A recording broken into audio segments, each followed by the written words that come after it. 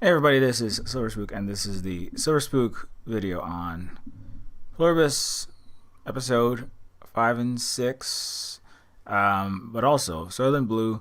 Pluribus eats Malthusianism and what does a body good. Obviously, that's milk. That's a wrap. That's it. So we've solved the puzzle of the science fiction show Pluribus. Anyway, so I've done one other Pluribus video, which you can go back and watch a couple streams ago. Gotta make sure that this is actually running. Okay, it looks like it's good. So Pluribus is a show that is on the Apple network. You can go ahead and I want to talk about what's happening in the show, obviously. So if you want to watch it, maybe you want to take a look at it. I'm gonna be talking about mostly 5 and 6 in this stream, but we'll see. I'm gonna branch out to a lot of directions. Anyway, so Soylent Green. I've seen actually the last episode, 5 and 6 are both very like Soylent Green related. I did another video on Alien Earth, and there's actually an episode of that. I think it's right around the midpoint where the showrunner Noah Hawley directs basically a hour-long alien movie, like Ridley Scott's 1970s alien movie. Inside of the TV show set in that xenomorph and Weyland-Yutani Field universe, and this episode 5 is very much like the Soylent. Is like Vince Gilligan is like I don't know if he personally directed it, the showrunner of Pluribus, but there is an episode where it's basically the Soylent Green movie, like not the whole movie, but it's like it very much is like okay. In case you don't know the secret of Soylent Green, I'm gonna share that now. Soylent Green is a 20th century 1970s, like Alien, it's a 1970s dystopian science fiction movie where the entire planet is being overpopulated, and there's not enough food to go around, and basically there's our famous Charlton Heston. I just rewatched Soylent Green a couple days ago just to remember that. And it's there's many famous scenes, but one of the most famous lines is, "It's people. Tell them, you've got to tell them Soylent Green is people," as Charlton Heston is being he's being carted away on a stretcher filled with gunshot wounds at the very end of the movie. It's one of the iconic scenes in film history. I think it's in the top 100 films and some of the key scenes. Soylent Green is one of them, and so Soylent Green is dealing with obviously. Thomas Malthus famously argued that there are problems of human overpopulation and human food systems do not keep pace. This is an argument that was being made in the 1800s. These are ideas that were being shared, certainly, that the food production was not going to be able to meet the human population needs. And human populations, there's an overabundance of humanity, right? There's too many people. People are reproducing too fast, and there's not enough food to feed them. And so the Malthusian thinking, right, is about thinking about how do we control the populations. How do we? And a lot of it is, it's not necessarily obviously there's new technologies that has been invented since that time that have enabled rapid food production. I think I forget the exact numbers at this point, but I think the U.S. alone has estimated to produce like enough food to feed 80% of the Earth, approximately. I'm not sure on 100% on that. It is a large arable landmass, and with modern technology, there's a lot of ability for a small number of people to like. It was like a large percentage of people were working in farming, right? Like a century, 2 centuries ago, and within the last century, it's a very small number of people, like less than 10%, right? That's working to actually produce food because of uh, industrial farming, because of automated farming, and the various kinds of fertilizers, and the way that you can produce food, and the number of people it takes to produce any amount of food is, it's just very small amount of people, and there is still enough food even for 8 billion people, right? It's a lot of people, but it's not the problems that were dreamed up by the Malthus and those people thinking about overpopulation, which is reinvestigated in the Soylent Green and in the mid 20th century, especially after the publishing of the book The Silent Spring. This is like around the time when it was realized that there may not, or that climate change and ecological disruptions were serious problems, and there were the ecosystems of the world and the various plants, animals. Can somebody chase the roosters? Speaking of animal life, we have invasive Soylent Red and Yellow. The Silver Spook is going to be powered by rooster meat soon. It's roosters. Anyways, they live around here. This is the thing about living in community. It has many benefits, but it can also be sometimes annoying. But anyways, and this is a time when there was I think there's a lot of thinking around the kind of idea of there possibly being a limit to how many people could live on Earth while still maintaining the ecology, right? The plants and the animals and the forests and the ecosystems and the interconnected life, and the insects, right? That were the populations were decreasing because they were, and there are still a lot of extinctions of various animals that are still happening on a regular basis, even now. So that was kind of like at the front of the mind. It was really entering the consciousness, certainly U.S. Western consciousness and global consciousness too, in the mid 1950s, and then by 60s, 70s, there are more and more of these movies. Soylent Green, Silent Running is kind of like Soylent Green. It's a similar kind of thinking about what we're going to do is we're going to go into space, or it's life on Earth starts to die, and then there's like a spacecraft that still has force in it, and there's a guy who's kind of like maintaining this like the last surviving ecology, the last surviving natural plant, tree, and animal life, right? In his spacecraft, Silent Running.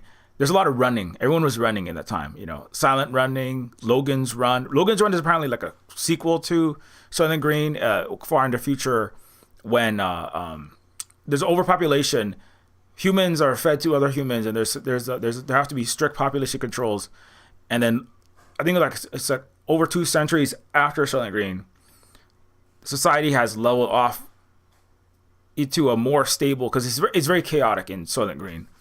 It's very 1960s. It's very like New York elites, or as I said, New York people who have proximity to Hollywood writer rooms, and the funders of Hollywood films, I should say, because we have to also take into account who exactly puts these messages out, which that does matter. The fear of the civil rights movement, the fear of the masses, right? All these people. If you remember, I'm gonna jump into Soylent Green because this is gonna come back to Pluribus.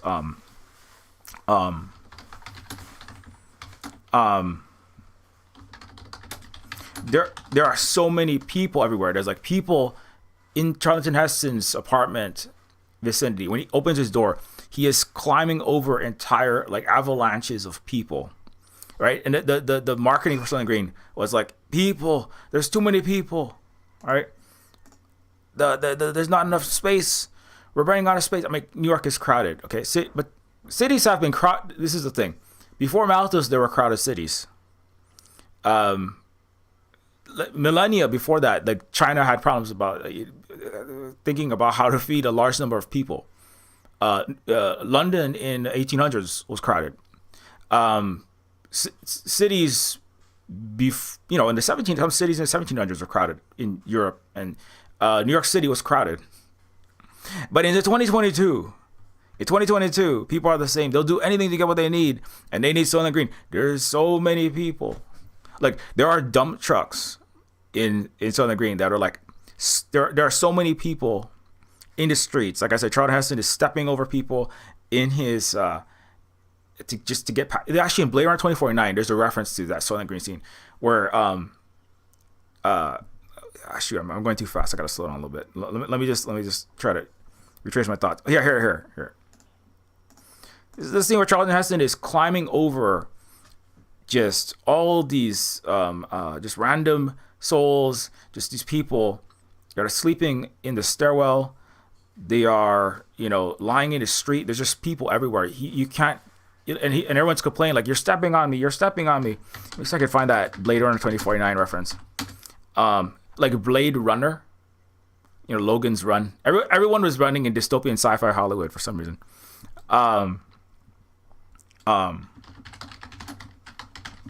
There's a direct reference in that. Let's see if I can find that.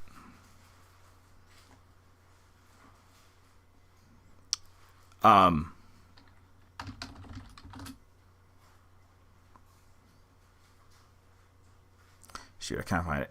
Anyways, long story short, there's a direct reference because there's so many people. I remember that's one of the things that happens when he's walking up the stairwell. Agent K is not the original Blade Runner 2049. Anyways, I can't find it. But there's a scene where Agent K is, because Blade Runner 2049 is also the sequel to Blade Runner, which is in that same vein of like, there's so many people, right? There's so many people. The ecology is dying. Move to the off-world colonies, right? There's artificial sheep and artificial dogs. And do you like our owl? It's artificial. Of course it is, right? There's also artificial sweetener and artificial wood. There's like, you could have an apartment with like extremely cheap vinyl or plastic, brown and yellow streaked, right? Fake oak or fake ebony or fake, oak or whatever wood, right? So there's artificial food, food systems running out. All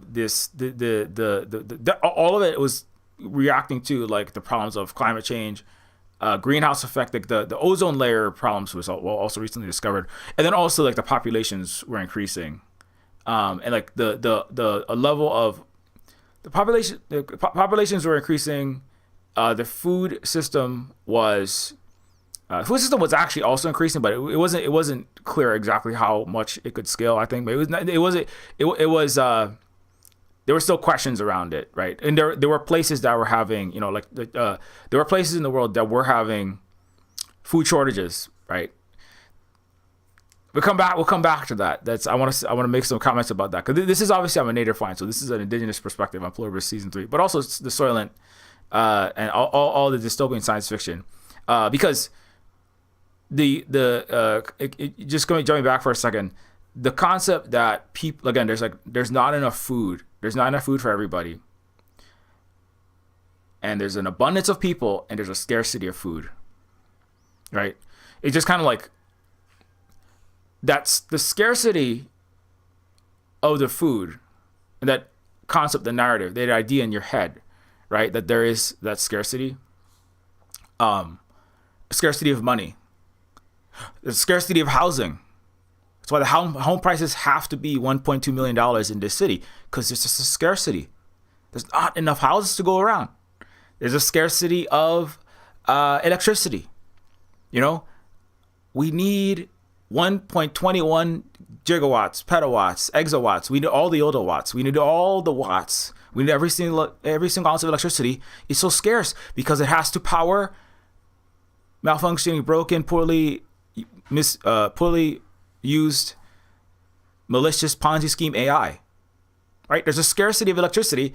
There's 267% cost increases in these cities and everywhere, but especially when you're near an AI data center, because there's literally not enough electricity to power the AI. But that one's the kind of, but it's artificial. We don't really need to be doing those things, right? And it's artificial intelligence producing an artificial scarcity. And it's also like it's not really scarce. You could build more infrastructure, right? But there is a malicious, profit-seeking, right, and also human control base, that's what all the systems are for. Watch the Silver Spook control thinning video to learn about what I'm talking about when I say that. So the scarcity of electricity, that's why the prices are high. The concept, the idea, the zeitgeist, the propaganda, right? That food is scarce, housing is scarce, energy is scarce, medical care is scarce. There's not enough hospitals to go around. That's why your healthcare is going to cost you, right? You're going to have a $10,000 hospital bill. That Tylenol has to cost you $200. Tylenol is scarce. But you could pay $100 for a pill sometimes. People pay like thousands of dollars for an ambulance ride. Ambulances are scarce, right? Or are they? So, but so that goes back to the Malthusianism is because, obviously one side of that, if we step back, it's like that idea is pushed by ruling class, oppressor class, malicious upper crust elites, right, as a way to offload or distract and to push people's attention away from the fact that they are extracting, benefiting from, and exploiting the masses, right? And they're saying, but it's the masses' fault. It's like all these articles. You are killing the economy. Why didn't you buy, right? All these articles that are coming out. Why didn't you buy an iPhone?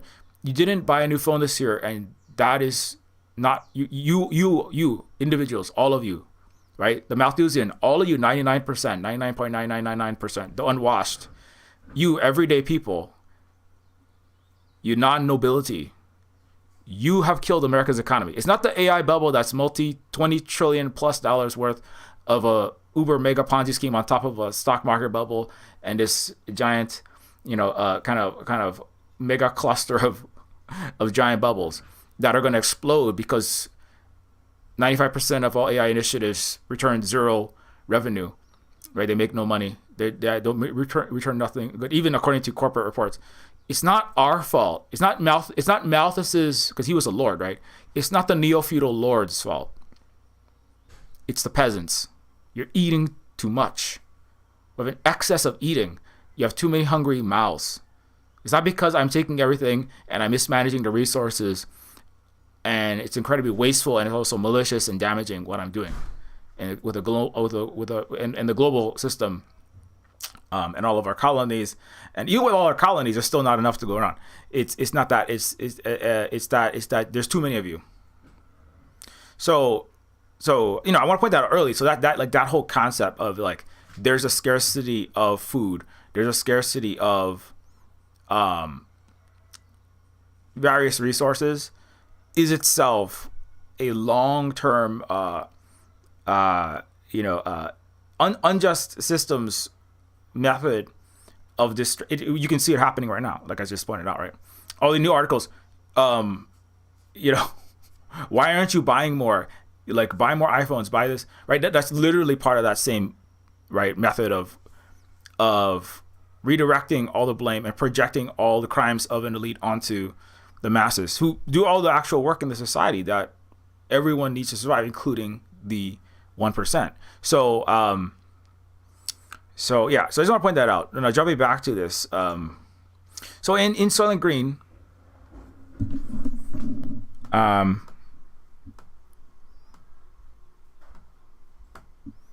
Sorry, I'm just trying to check me chat.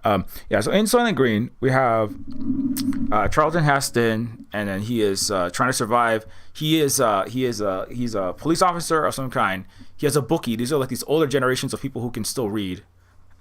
So that unfortunately that idiocracy dystopia is unfortunately currently happening, because apparently 6 years ago 56% of the population wasn't capable of reading above a sixth grade level, and today I just read an article that said that, like, you know, the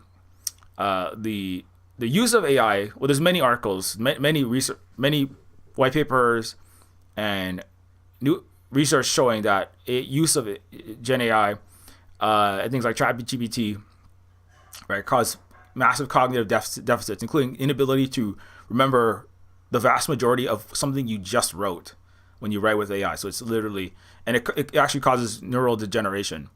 So it's degenerative AI, literally degenerative AI, or degenerative usages of software, or computer software. So, and then and the AI itself, right? It over time, its output degenerates as well, right? And then the humans that use it, their output, and the AI scrapes human output, right? So it's this endless cycle of degenerative outputs, and that's a whole other level on top of, obviously, don't forget to mask up. Apparently Britain is recommending everyone mask because of the level of viral illnesses. They're having to go back to, like, we're going to start asking for masking in hospitals again. We have, again, 20 plus videos specific on pandemics, but that is one of the impacts of that is massive cognitive deficits, right? Reinfections with the biosafety level 3 pathogen that we all know and love. Not the Pluribus virus, the one before that. Came out. It dropped in 2020. Anyways, so don't forget to mask up, because it's cold season. There's a lot of people that are ill, and more every day. There's always, but there's a general increase in the winter. So I got to do another PS. We usually do like a PSA video just on that, the viral topic in the winter. But anyways, we'll come back to that. But so that causes a people's cognitive abilities to decline. On top of stacked on top of the AI cognitive decline, plus the COVID cognitive decline, plus the already pre-existing educational deficiencies, and the lack of not intelligence, right? The lack of people actively using their gray matter muscle. You know what I mean? Which is part of and using it properly and exercising it, because it is literally like a muscle. If you don't use it, you lose it, and that's a big component of why AI causes degeneration, because you're not activating your brain parts, right? It's like expecting to be able to run a marathon by sitting on the couch and watching a video of a robot running a marathon for you, right? And you're eating and you're not doing any exercise. Of course, you're not gonna you can't run a mile because you are not using your legs, right? Again, cue the Neo waking up in the Nebuchadnezzar and saying, "Why do my eyes hurt?" And then the Morpheus and friends say, "Well, you've never used them before." So an AI, you're barely using your brain when you're quote unquote writing with AI or making AI art, right? So that's part of the reason why that's happening. Anyway, okay, let's move on. So they'll do anything to get what they need, and they need Soylent Green. So this overpopulation and this concept of there's too many people out there was really it was making the rounds in the United States in the 1960s, 70s. Riot control. Trying to zoom in on this. Okay. So there are these scenes in it where the police officer he's going through the streets. There's people everywhere. It's all city, right? It's all in the city. So it's interesting. It starts with this montage of like late 1800s, like this kind of like bucolic.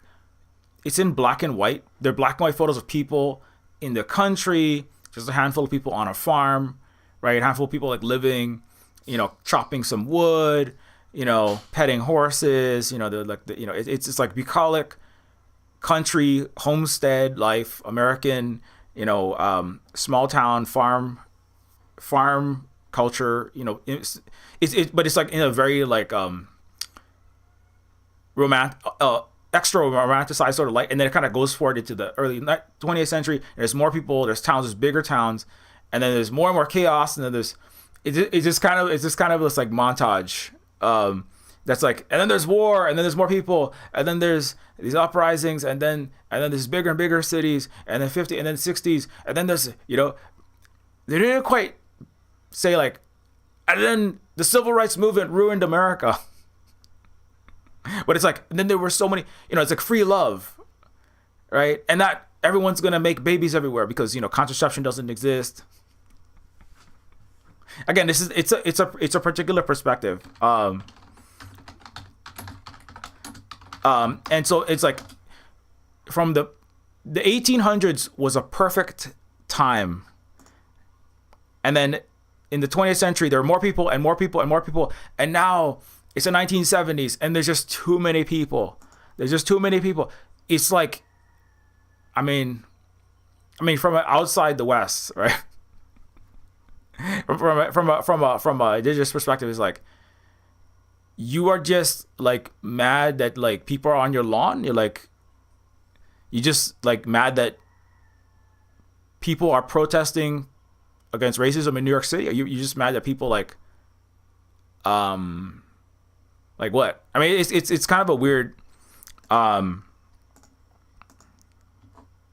This is the montage, right? It's like everyone was happy. Everyone was happy in the 1800s. Let's ask, how about the global majority? What does Africa, Asia, Latin America, and indigenous people think about it? How about African Americans? What do they think about that? What do Native Americans think about that? I just want to throw that out there, right? So but it's like everything was hunky dory in the 1800s, and then there was cars, and then there was oh look, people were masking. In 2020, this is the funny thing. In 2022, it's on the green. There's people masking everywhere. Don't bring that up to 95% of people today, because that's who's not masking today and pretending like the pandemic never happened. So but like there's trash, there's cars, right? And back in the day, we had like one boat, and then we had we had one boat, and we had slaves. I'm sorry, we had bucolic living. And women were property. I'm sorry. Women were doing what was right for Western civilization, according to Malthus and Jordan Peterson. Anyway, then there were highways, and then there was and then there's smokestacks, and then there was Soylent Green. So it's a kind of like, obviously in the 1800s, in the 20th century, and in the 21st century, right? There were problems, there were positive things, there were negative things, right? Okay, there were less people in the 1800s. True, there were less people in the 1800s. But there were also like, arguably life was a lot worse. The life expectancy in the 1800s was a lot lower. The preponderance of diseases was a lot higher, right? Because there was a lack of basic sanitation of like sewage and things like this, separation from sewer water and the potable water and drinking water. Like the controls in hospitals, right? Basic washing of hands, particularly in hospitals and in surgery rooms and such, right? All these basic sanitation processes. These were that are kind of I should say they were standard.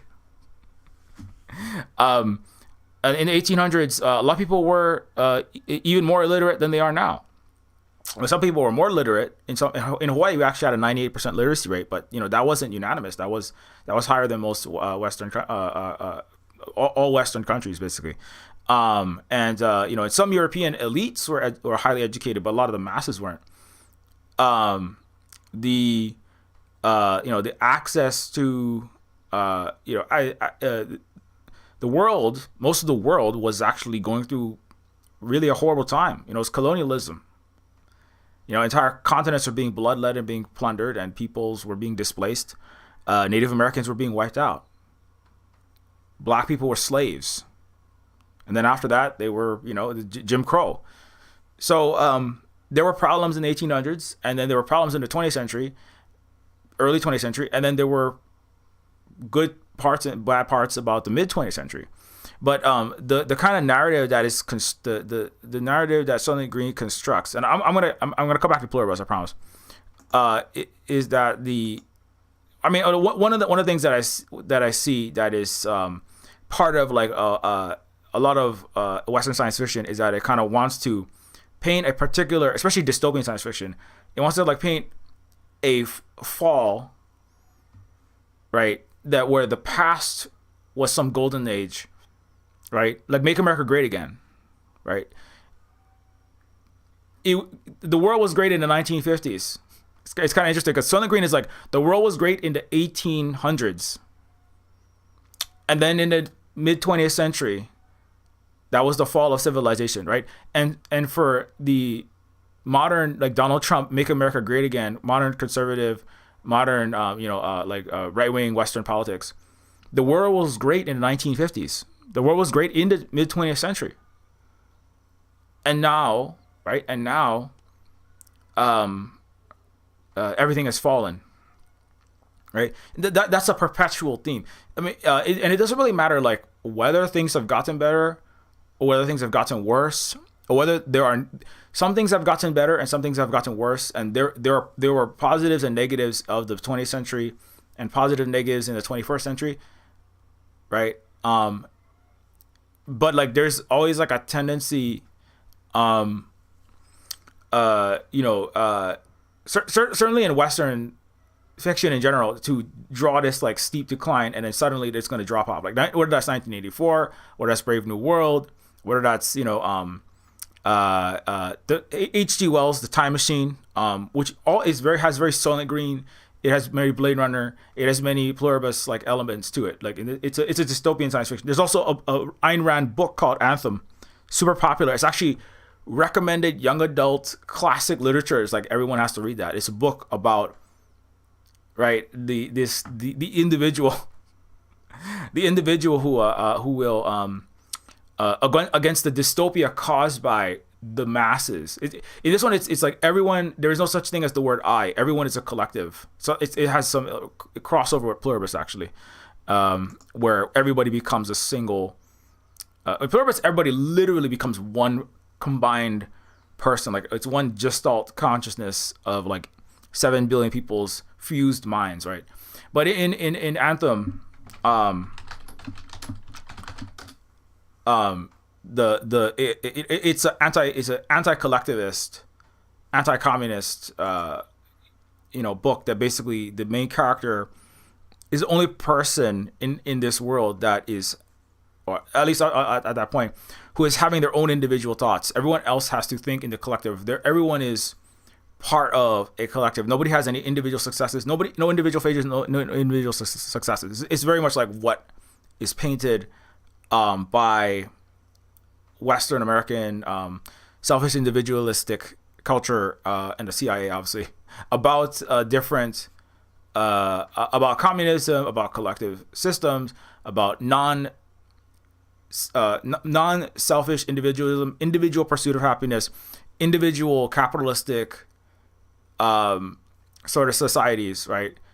It's very much, and that's why it is like required reading, like in many schools and high schools, right? Because it is a book that it is a book that like is a short dystopian novel that's about how because in Anthem, all of the entire human species like ability to produce electricity falls apart. The ability to just do basic science, right? Combustion engines, all that goes away because of too much collectivity. It's interesting because actually, like, I guess it's a little bit, that's a little different from Pluribus. Is everyone works together, and at least for the time, things still work. Even if they have to eat people, even if the hive mind has to eat people, they can still make the cars run on. They can still make, they can have Las Vegas lit up. They can deliver Carol like almost instantaneously, like things that she wants, like a hand grenade, even if she wants that. They can very orderly. They can in a very orderly fashion, right? Manufacture cartons of milk at scale or milk. They can manufacture slightly thinner than olive oil consumable human derived protein among with other proteins like of other animals and plants, and they don't pick any apples and they don't kill anything, including plants. And so that's why anyway. So but in Anthem, the collective is and so I have a whole video also on, if you want to learn about my thoughts on the collective versus hive mind versus individuality. I have another video on that. Let me see if I can. It is called Pluribus, and it is called Pluribus, Ragged Individualism, Community, and Hive Minds. If you want to hear more about that specific topic, so I'm going to try not to spend too much time on that because I already talked about it. But like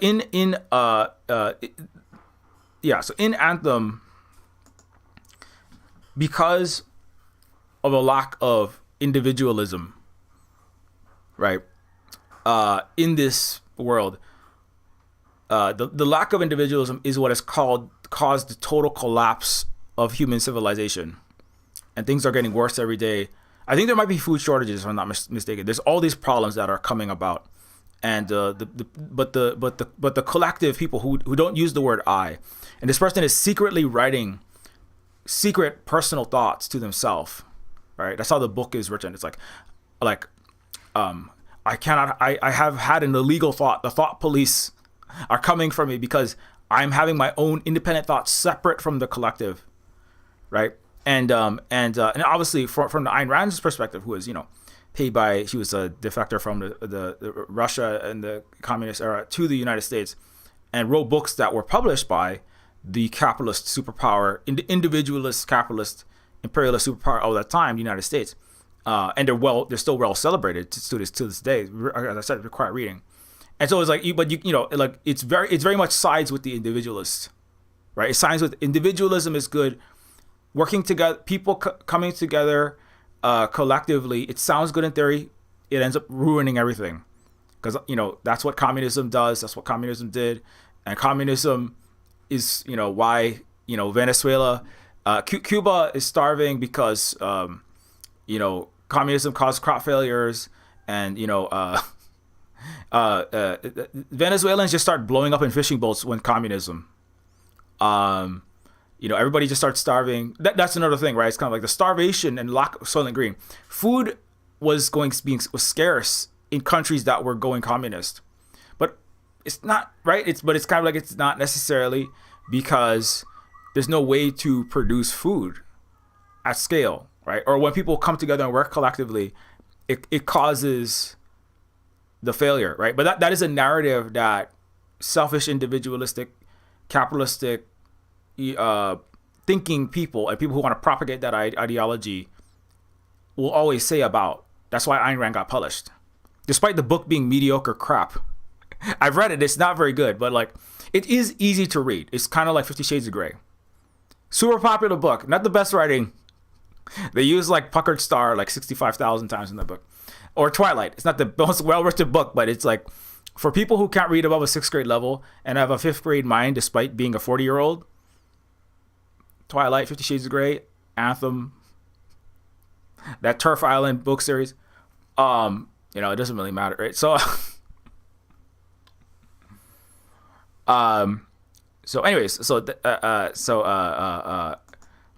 coming back to Soylent Green and Pluribus. So what does this have to do with Pluribus? So in Pluribus, in the 5 and 6, obviously it's the main character is, as I said, trying to recount this Soylent Green movie, basically, of like discovering, right? Carol is on a mission. The main character Carol is on a mission. She is an individual. She even says, I have agency. You can't stop me. You can't force me to do anything. Right. That reminds you of like The Prisoner is another movie that deals with that as well. The TV show, British TV show, The Prisoner. Funny fact, there's a Deus Ex mod where I actually play a homage to number 2, or one of the antagonists from The Prisoner.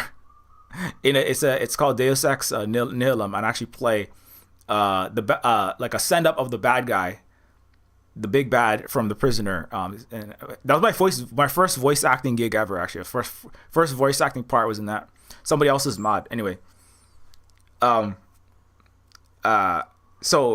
the Carol's desire, right? But that's another TV show that deals with this, like desire to the individualistic versus the collectivistic aspects of human existence, right?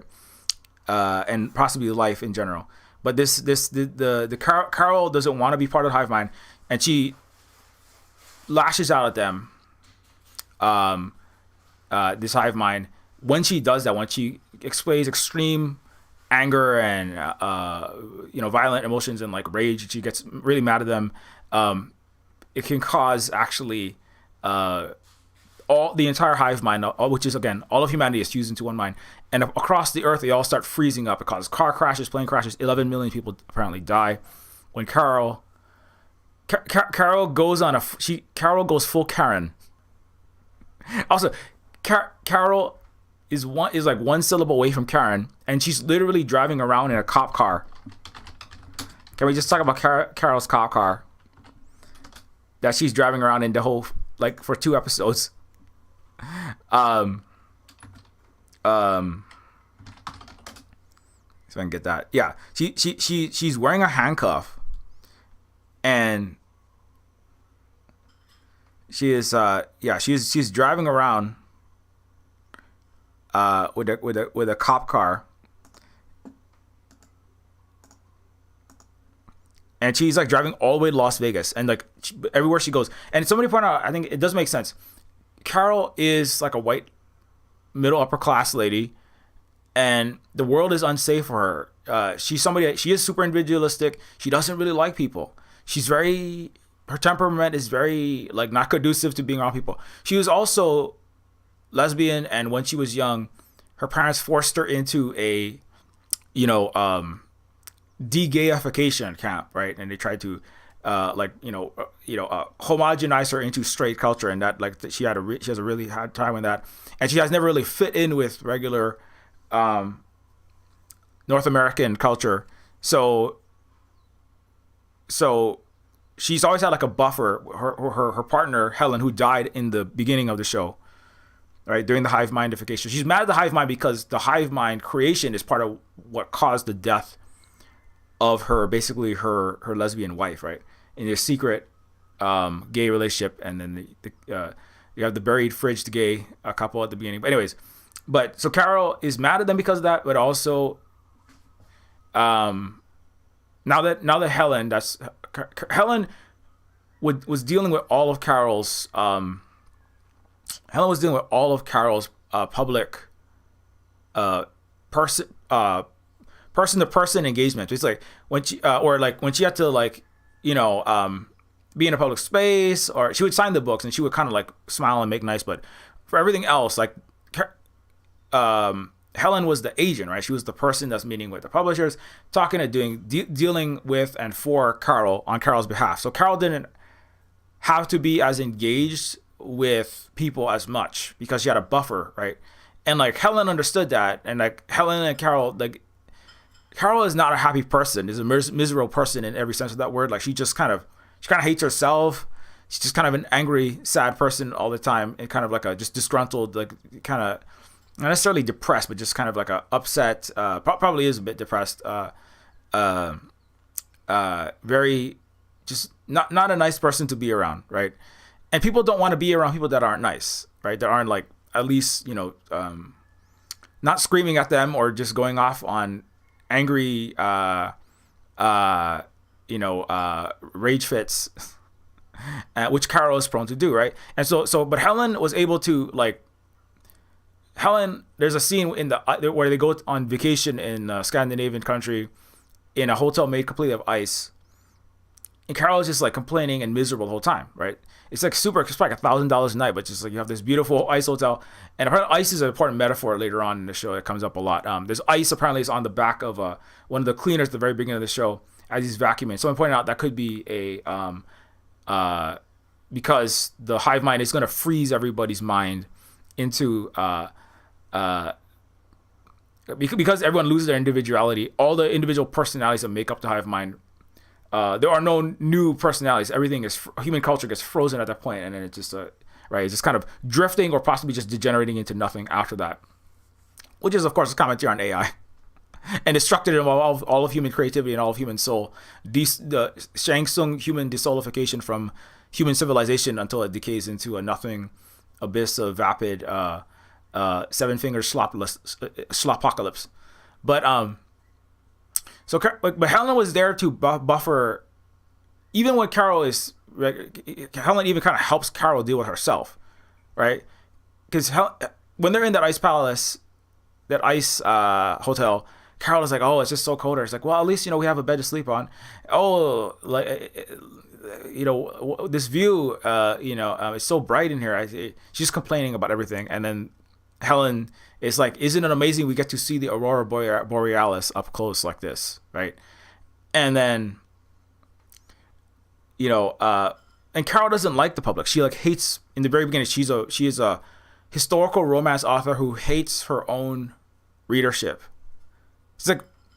She's like in the top 20 best-selling authors, right? Like right up there with Stephen King or something like this, or at least in her genre. She's like selling a lot of books. She's going to book signings. The line is filling the bookstore, right? And she hates those people. She's just like, oh my God, I can't stand these signings. I hate this. Get me out of here. She just wants to go to a bar and drink, right? And then and so she's this is her face is really accurate. She's also wearing a handcuff. She's almost like she is chained. She is enslaved to her own miserableness, in a certain sense. And so then, but she hates the audiences. She hates people.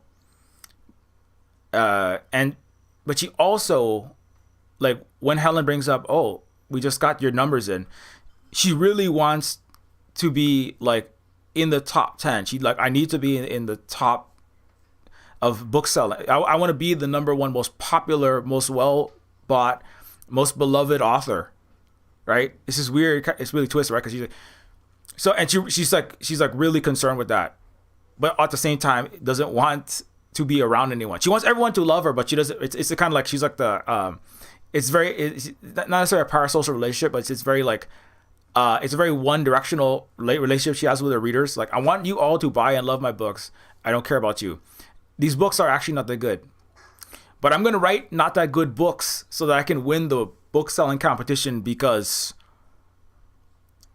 she's also like weirdly really competitive and really not necessarily like masculine, but she's really competitive. She's really hubristic, certainly, and she's really obnoxious, obviously. All the best qualities in someone you want showing up to your cocktail party or your birthday party or your New Year's Eve party. Obnoxious, abrasive, hubristic, self-important, obviously. She believes she's solving all the problems of the world. The problem is this hive mind. I'm going to crack this case. You are all fools. She is arrogant, super arrogant, right?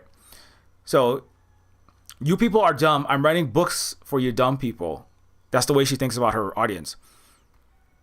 And I have to win it, right? I have to win at the competition of writing books for dumb people. right? And then and the way she talks to everyone at that meeting, I spent a lot of time talking about that, right? The Pluribus, the meeting at Air Force One, right? The way she relates to the rest of the whole planet, right? Because there's 7 billion people left alive. When she speaks to everybody, right? There's African people, there's Asian, South Asian, Indian, there's the Chinese, there's indigenous South American people from almost every continent. And she's like, okay, all of you fools, you all love this hive mind. What's wrong with you?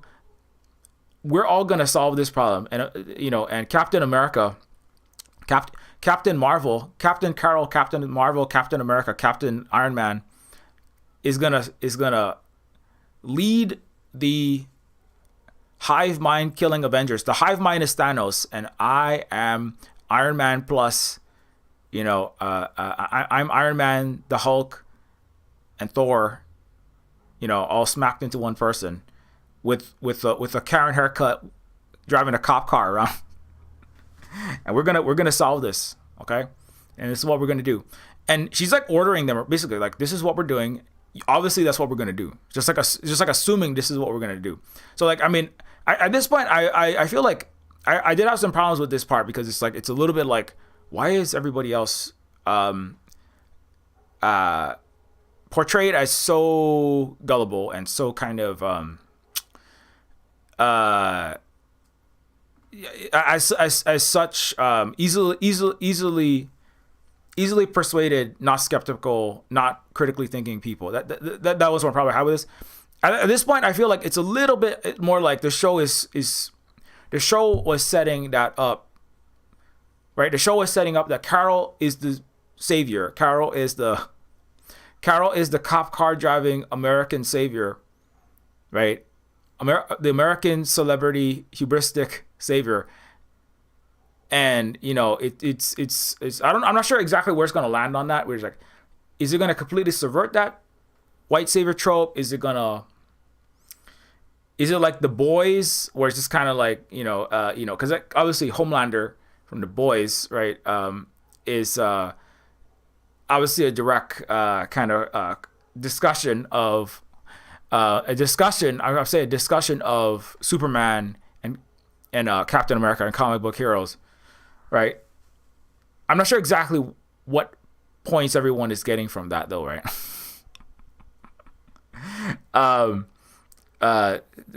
Thoughts are being had about it. What is being said and what is being heard is unclear exactly. But and that's another one where it's like, I'm not sure exactly what is going on here, right?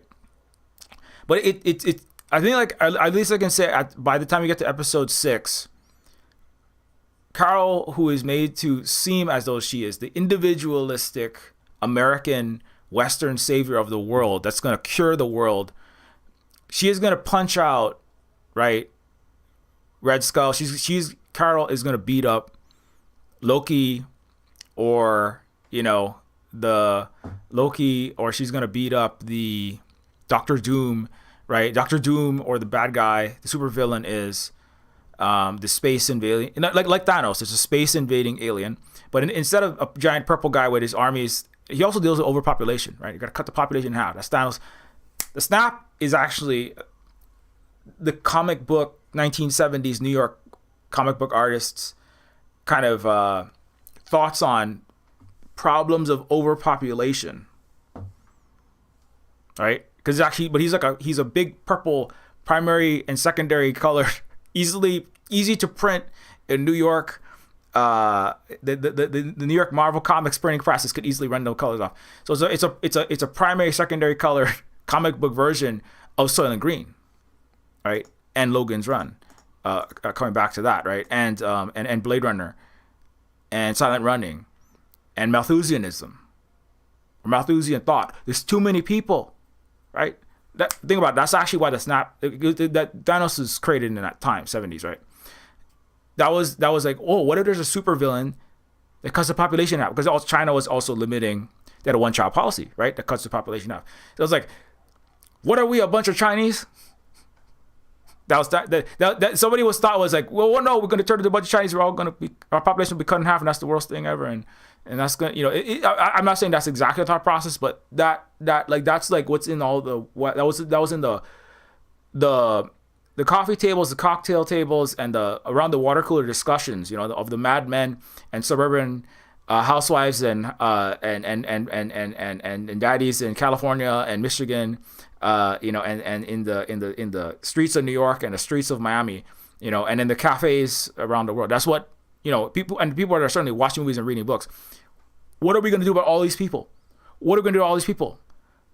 The Chinese are having forced government contraception, forced government no reproduction rules. Oh no, right?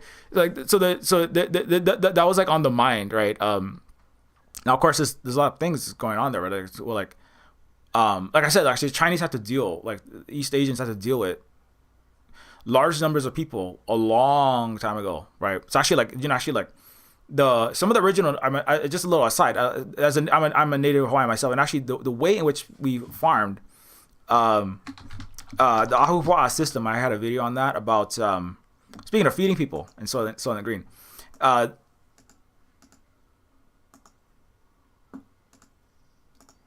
Our Hawaiian ahupua'a system, right, which is maximizing food production, right, using basically gravity feeding, taking all the nutrients from mountainous regions, leaves and plants and all that ecology, all that life, right, that finds a way as it rains upon the higher areas, and the water pulls the nutrients into the streams, and if you channel that water into streams, right, as opposed to moving mass quantities of fertilizer, Roundup, pesticides, and all kind of chemical agents, and then bulldozing and plowing a field with beasts of burden, slaves, black, brown, Afro-Asiatics for the Greeks, serfs in the feudal era, African slaves in America on cotton plantations, potato, corn, wheat, etc.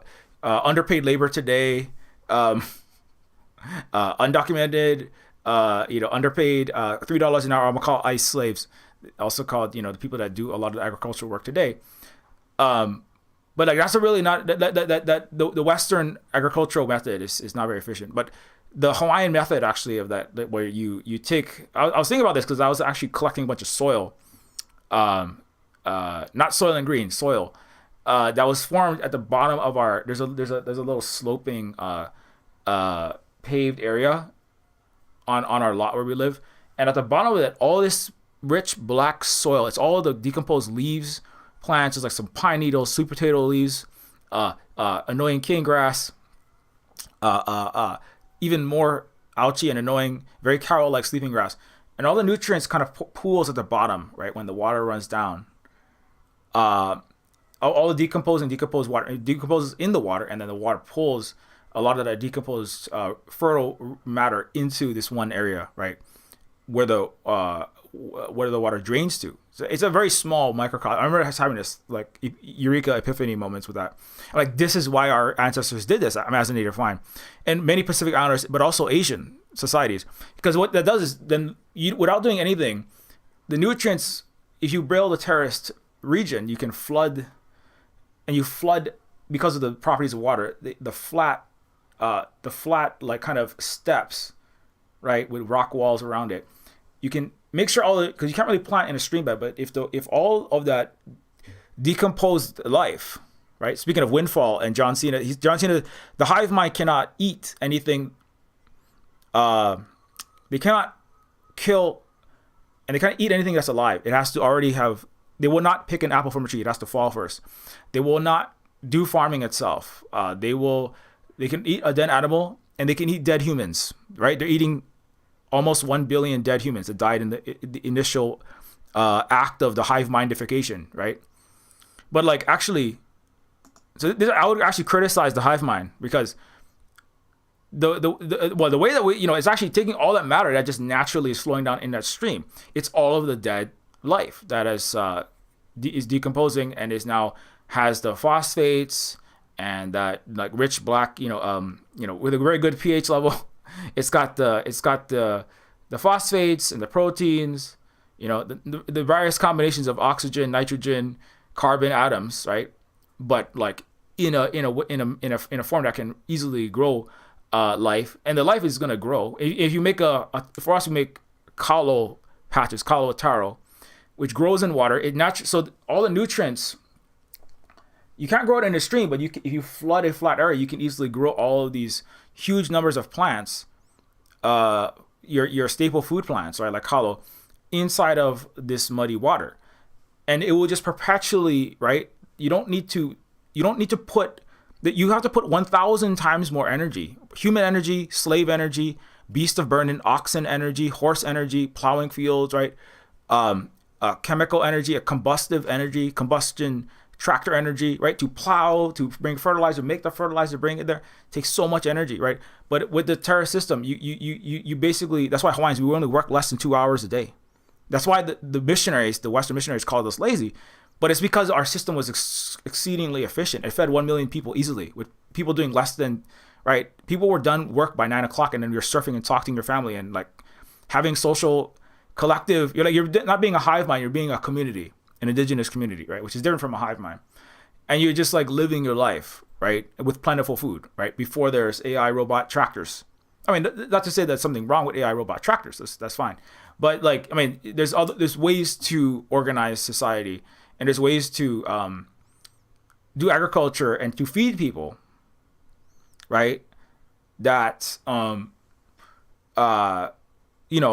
are more efficient, that are, and you can't necessarily do it everywhere, but people can come together and collectively work together. If you have a collective, and one thing I will say is, if you have a collective, like I talked about in the previous video, right? If you have a community and you have a real collective, not everyone being one person, a hive mind, but if you have like an indigenous community, or like, like some other non-capitalistic sort of societies, then people can share their ideas, and people can also share, right? And people are taking into account everyone's. So what is the best way to farm? Oh, this one works really well. Well, and if people are actually rational in that, right, and they're not operating under bogus assumptions, right? Like, there's a shortage. There's a shortage of housing. That's why you got to pay $3,000 for a house. There's a shortage of, I don't know, whatever, electricity. That's why you're gonna have to pay, $400 for LA electricity, $400 per month for LA electricity. There's a shortage of medical care. That's why you got to pay, right? 10, 100 times more than you should be paying for the medical care, because there's just not enough of it, right? It's a shortage. There's a short, right? That is the capitalist individualistic Western system produces asymmetries of information, right? And the distribution of obviously basic resources like food is unjust. Rich people's cats get fed while poor people's babies starve, right? Just like all the Christian churches, 75% of which statistically, according to that TikToker, will deny 2-month-old infants baby formula, despite being so-called charitable organizations, right? So there's an inequity of the distribution of the food resources, but there's also an inequity of the distribution of the information and true information, right? So people think that, oh, there's overpopulation. It's not really overpopulation. There's an abundance of exploitation and extraction of a tiny minority of, oligarchic elites that are they call them feudal, neo-feudal, not techno kings today. They call themselves billionaires. That goes out of style. They're like, AI future inventors. They're whatever they want to call themselves. Barons, lords, ladies, Greek oligarchs, Roman oligarchs, whatever they want to call themselves, right? Those people have information, right? They know that COVID, right? They knew the pandemic was going to be as bad as the Spanish flu or worse, right?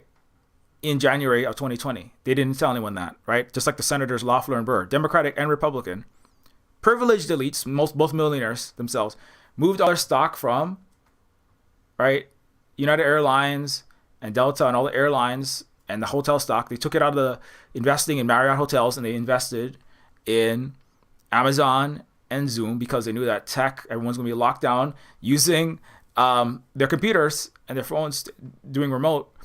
And they used that to make money in what they call market moving information. Those metrics improve their return on their investment as parts of the oligarchy, as these, right, the plutocratic Western elites, like U.S. senators of all parties. So there's that asymmetry of information. So people are not sharing. The elites are not only are not sharing their food, and they're telling that you have to starve because you gotta. I'm sorry, we have to eat. You have to eat yourself because there's not enough food to go around. Because you're reproducing. It's your fault. You didn't buy enough iPhones. You bought too much avocado toast. You're making too many babies. It's you 99% your fault. You peasants, your fault, right? That itself is misinformation,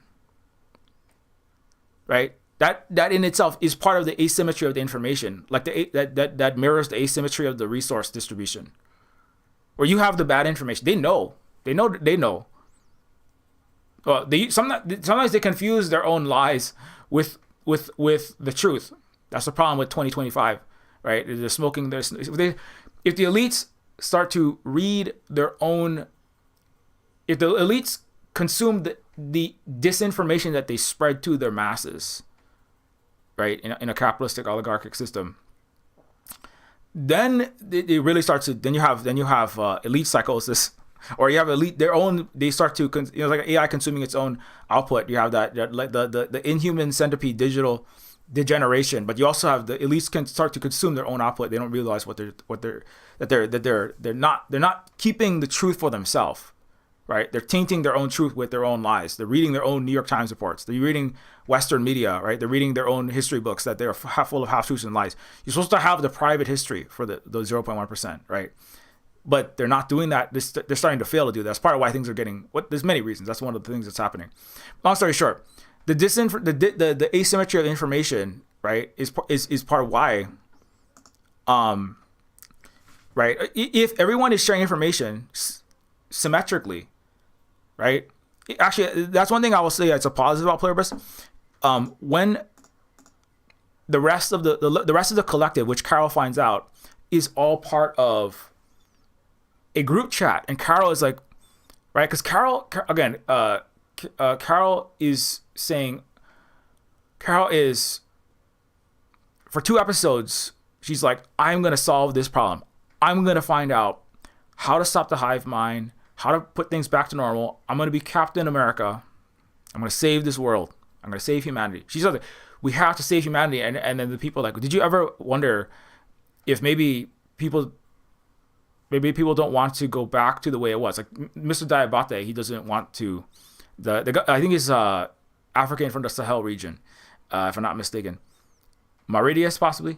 He he's like, I don't particularly, there was war, violence, poverty, and now that doesn't exist, and that within the context of the show.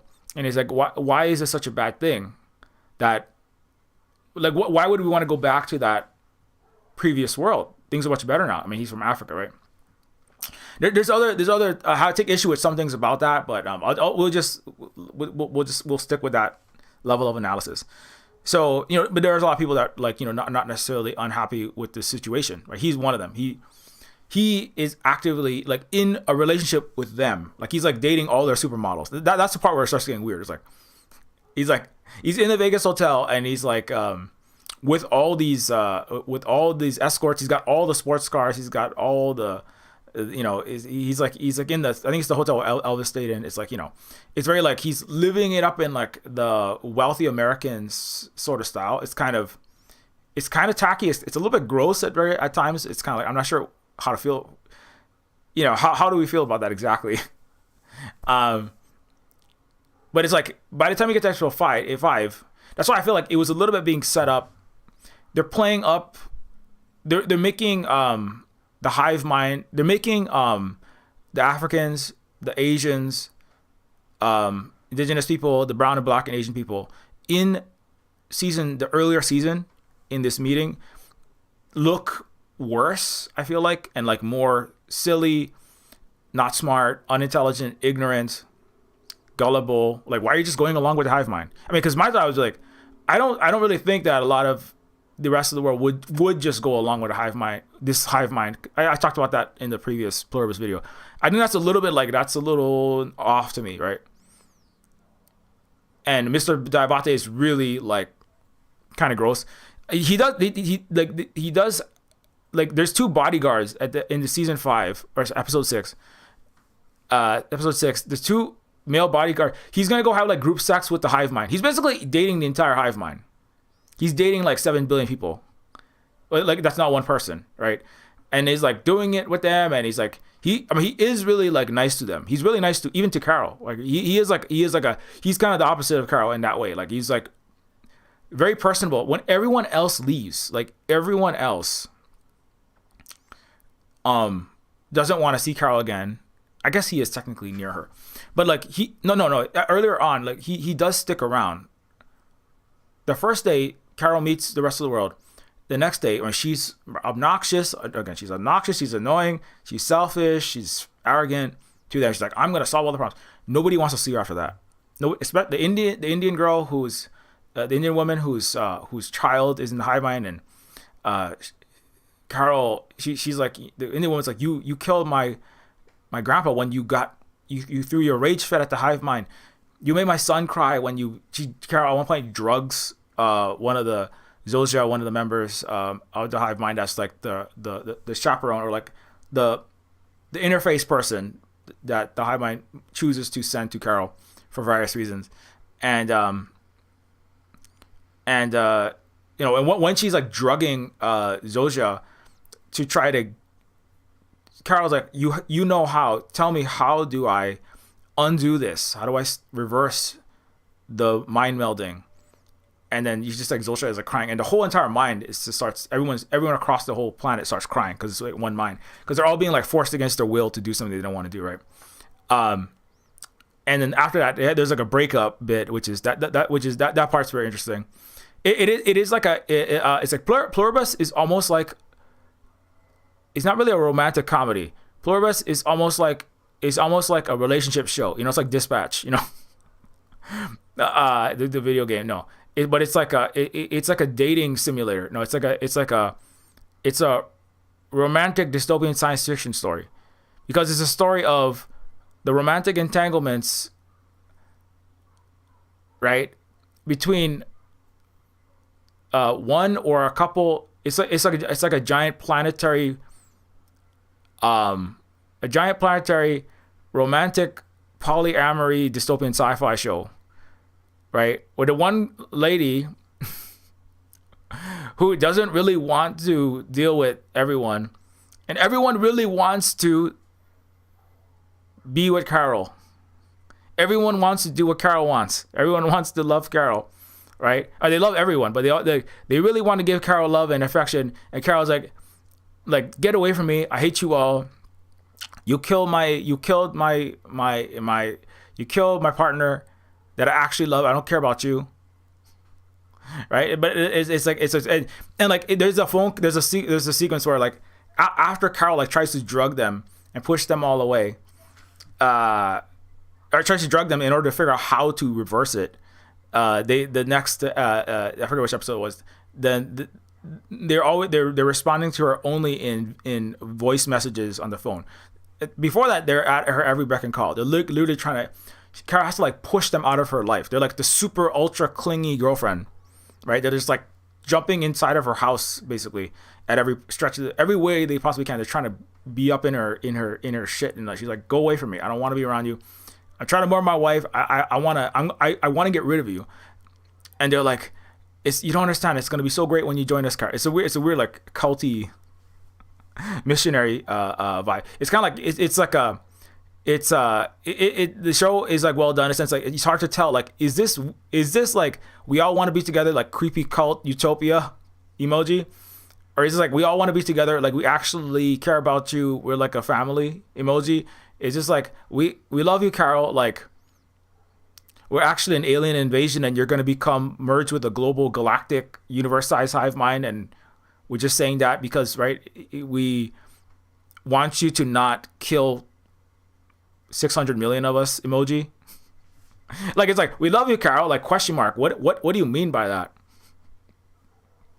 right? And it's like it's not clear, it's still not clear. But anyways, so jumping back, I got a bunch of threads I gotta kind of see if I can clean it up. everyone who was put off. Well, okay, so everyone was put off. So number one, people don't want to. The rest of the world doesn't want to meet with Carol in the later, most recent episodes. Only Mr. The Diabate is the only guy that's still, willing to, is talk to Carol and be around Carol. Even though he doesn't like, and like he does say, like in episode 6, he does say, like some members of the hive mind, there's like 2 bodyguards, male bodyguards, and it's like, because like, is he just trying to get with all the supermodels? Like, this is kind of gross, right? He's just like taking advantage of all these women because now the hive mind will do whatever he wants. So he's like making everyone be his sex slave that he's personally choosing, and like, but then he like, there's 2 male bodyguards. He's like, okay, we're gonna have the group orgy now, and 2 male bodyguards like, can we join in? And he's like, maybe next time, or not this time, or maybe, I think he said maybe next time. And then it was like, and then there's like a scene with the hot tub, and then there's like all these women inside, and then there's another like just some random like more elderly lady, and then he like, you can come in too. Everybody just jump in the hot tub. So it is kind of like he looks a little bit less. Like he's like I said, what I'm trying to say is like in the earlier episodes, they're painting him and the rest of the non-Western people, right? The brown, black, Asian people as in a more negative light. Like they're just fools, right? Or just gross, skeezy, kind of low, taking advantage of the situation. Kind of creeps like like the Mr. Diabate. But like by the time you get to season 6, it starts to, I think they were trying, because I think part of that was, you making a TV show, you gotta have drama, you gotta have flips and twists and turns, and thinking one thing and that's not what it was, right? And sometimes it comes off a bit weird. It's like you just kind of like people just changed who they were, or like facts. You're basically kind of, because it's the art of like withholding certain information, right, at strategic times to heighten drama, to make people sit and eat popcorn in front of Netflix or Apple television screen. I mean, that's what writers do. So it's so right. Obviously I'm giving away the game there, but it's like I see why they did that. It's also it's gonna later on. It's gonna be like everything's gonna be a little bit incongruous because like you kind of were somebody else earlier, but it's kind of the writer's just trying to make it seem like, well, that's only because we didn't show this part, right? But I still feel like it's like everybody did seem way too gullible. I still think it's a bit unfair to the rest of the non-Western world in the beginning. Anyways, but long story short, when Carol finally, right, has her Soylent Green bit, I'm going to try to get back to this. When Carol, right, she goes and in Soylent Green, jumping back into this is a good point to come back to it. Charlton Heston's character is trying to figure out where is this Soylent Green coming from? Or his friend, right, who is his older friend. It's interesting because actually Charlton Heston lives with an older man, and they love each other. Like the older man is like, they're not related. And the older man is like, I love you, and he's like, and they say it's like 2 guys saying I love you to each other. Like that would be called like woke diversity, Western civilization destroying feminist cancer today. You know what I'm saying?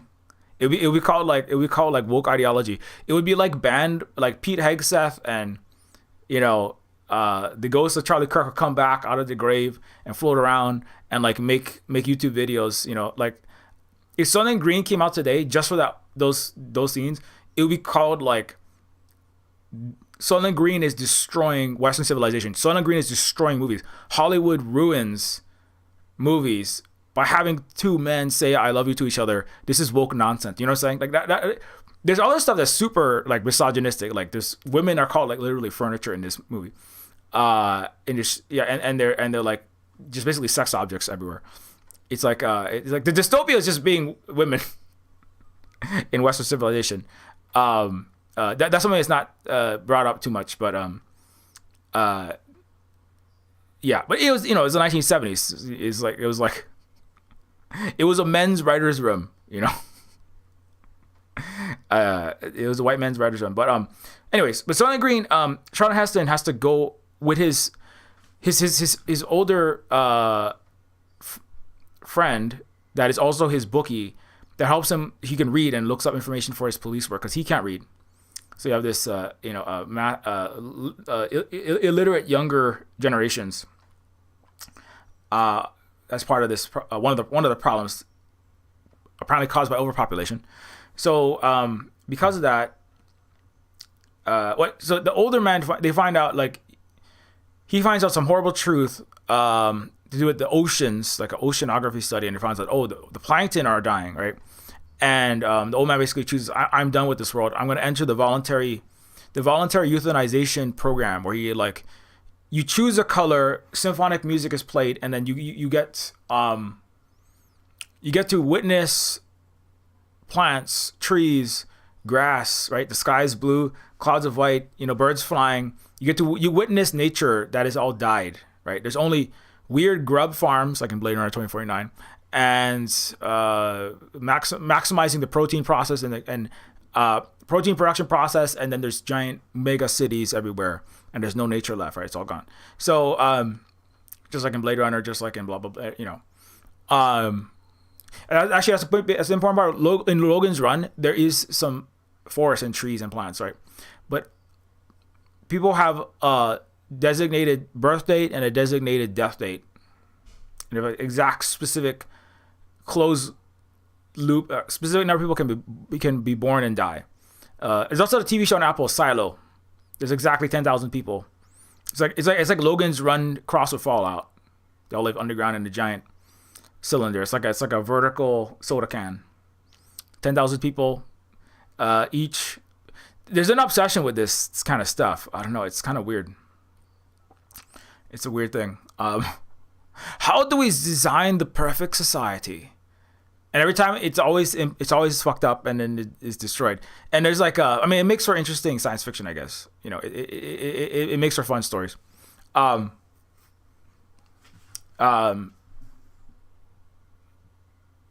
just leave it there. Anyways, so Soylent Green, the people that are born, or the people that were born like 7 years ago, they remember nature, and so at the very end of their life, or at the end of your life, you can choose to go into euthanasia, self-imposed euthanasia, because to help with overpopulation, you get to watch the giant IMAX panorama video with the most beautiful. You choose your music, you choose your favorite color, and there's orange light, and there's beautiful images everywhere of nature before the world was destroyed by overpopulation, and the last 20 minutes of your life is great, and then you're put to sleep, and then you get processed. And so and Charlton Heston's character has to figure out what happened, like where is Soylent Green coming from, and so he follows. There's another iconic scene where Soylent Green's protagonist has to follow his friend's corpse as it goes from the hospital bed in this giant theater out the door, down the hallway, and he's sneaking around. It's like a James Bond thriller, but like tracking the supply chain, right? And then you can see how that actually Vince Gilligan was definitely impacted by this movie, because it has to do a lot with like how is the sausage made? How is our food made? Like, what is the secret process that goes into our food, right? What is in our food? And he goes out the back. There's one of these dump truck that collect masses of humans. Literally, sometimes in the streets, these huge trucks will like scoop up entire, like in this scene, it scoops up loads of people and like dumps it into the back, like it's scooping trash off the street, right? And it's like harvesting people, and then he follows one of these trucks that's supposedly they're just being people are being killed, or people that have died or are dying are being they're just, there's not enough graveyard space. There's too many people, so they're just being processed and then put in under the ground, or put into they're being interred somehow, right, into the ground. But like when he follows the truck drives. He gets to this huge plant. He stows away on the truck, climbs off the truck, And like there's this whole complex maze of, you see like all of these so I can get a picture of that. He like goes into this conveyor belt, right, and he's like follows the body down this conveyor belt. Then all there's this huge plant where all the bodies are like falling down this complex system. They're dropping into this huge pool, right? And then there's this, and then on the other side of this long complex process, all these green chips just come, right, flooding out the other side, right? And that the whole scene is and there's like an altercation, there's like a fight inside the Soylent Green factory, and then he's being chased around by basically the CIA, like the cops, the government agents that are trying to keep a lid on the truth, right? And he gets in a big shootout, but like that the whole like this kind of that like infiltration and figuring out the truth, like learning the truth, right? Like we're gonna solve cracking the case. It's why people listen to true crime, right? It's like the mystery, right? The mystery, that's the number one best-selling genre of book. Solving what is, who done it, what is the details, where is the crime being done, where is our food coming from, like what, they're turning our frogs gay with the fluoride, like I'm not saying that there are terrible things that powerful, wealthy people do to people, right? But it's kind of like this, if I do the journalism, right? If I get down there, right? If I dig, if I do the Batman, if I be an individual investigator, I can find the truth. And when I find the truth, or if I am different from the norm, I can go out there and or some scrappy individual, right? Dirty Harry, right? Some cowboys and get out there and he's gonna find the truth, right? Some really good journalist, Venom in the movie Venom. I just think he's a comic book hero who's also a journalist. Eddie Brock. Eddie Brock's gonna get out there when he finds out a rich person, right? This Silicon Valley billionaire with a rocket company is using homeless people to test the space alien parasite on, and these homeless people are dying. When, right? I don't know if you've seen Venom. I know it's a weird jump, but just stay with me. When Eddie Brock discovers and gets photo evidence and proof, right? That's what the old man says. You gotta find proof. You gotta find proof. You gotta find proof that Soylent Green is people. So when Eddie Brock, right, finds the proof, right, and he can all these documents and papers, and you got all the studies, and you got the It's Always Sunny Philadelphia, like all the needles and the red lines connecting all the things, right? When you get all of the case straight, right, with his research, with his investigative journalism, right, when you find the truth, then the billionaire with the space company who is using homeless people as lab rats, and when you find out the rich guy is killing people, the world will change. So I'm not, like, I just want to say that that's an interesting. What did our friends say? That's a beautiful perspective you have there. That is a perspective that Soylent Green has. That's a perspective, like, because I'm not saying that it's wrong to do investigative journalism, but there's also that's certainly part of a Western perspective, right? That's definitely a North American, non-indigenous, non-black, non-global majority perspective, right? Which is that, like, when the truth comes out to a society like the United States is, the problem will be fixed. The crime, right? The crime will be punished, right? Like the systemic injustice will be righted by the courts, by an election, by people will come together, and Americans will just solve it. If Soylent Green is made of people, if wealthy elites are killing people and eating them, and people are being eaten, the thing is, I think if it was discovered in America that just in like 10 years or something, just, if America and Britain and Canada, if it was discovered that the food was made out of people, like if like Fritos and Doritos and McDonald's burgers, right? And British crumpets and Canadian poutine French fries was made out of people, I think Americans and Canadians and British would go along with their media and say, well, this is what needs to happen. Because they would be brainwashed to do that. Because people could be brainwashed to infect everyone with BSL level 3 pathogens that killed 30 million people, disabled almost possibly a billion or hundreds of millions. People go along with Holocaust, right? People are going along with mass human death, right? So if people are not even being killed, they're just being eaten. But I mean, obviously, I'm making maybe this is a bit of a big statement to be making, but I mean, it's also what is happening, right? I think actually that certainly the United States and Western countries under an oligarchic system that brainwashes them to think and do all kind of things, accept all kind of horrible things, right? People accept capitalism. People accept a world where 100 million people go malnourished in the United States every year. And there's a tiny minority of people that own all the wealth, and people are dying everywhere with all the money spent on all the wars. And, you know, Americans and Europeans and Westerners, at least, you know, continue to go along with those systems. So I think there's a fraudulent belief that when the truth is discovered, like the truth of what happened in the Levant for the last 2 years, right? When the truth is discovered, the government, the courts, the democracy, there's going to be lawsuits and legal processes and regulatory agencies or Superman or, you know, somebody's going to come and fix the problems, right?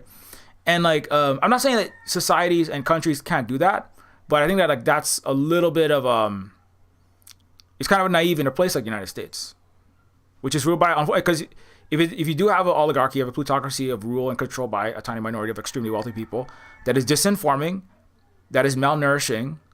Speaking of food, right? It's choosing to increase food prices, right? It's choosing to increase food prices. That's why I have a whole videos about that, the detail why it actually the SNAP program is not about feeding people. It's about increasing control and by extension the ability to starve by the capitalist elite. The food SNAP program is to keep food prices, right? The supplemental nutrition, speaking of food, and I still agree, is about, you know, I made a video that the SNAP EBT is about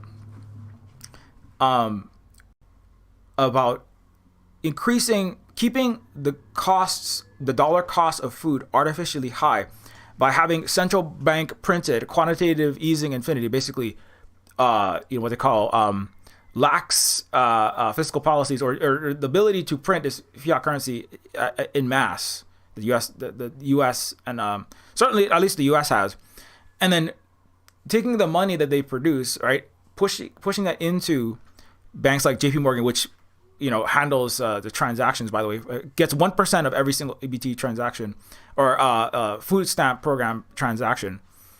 And then by directly pushing that money into the bank accounts, into the cards, the electronic cards of people who can't afford the food otherwise, right? They can keep the price of, you know, milk at $5, $6, $7, whatever. It could be like $1 or less, right?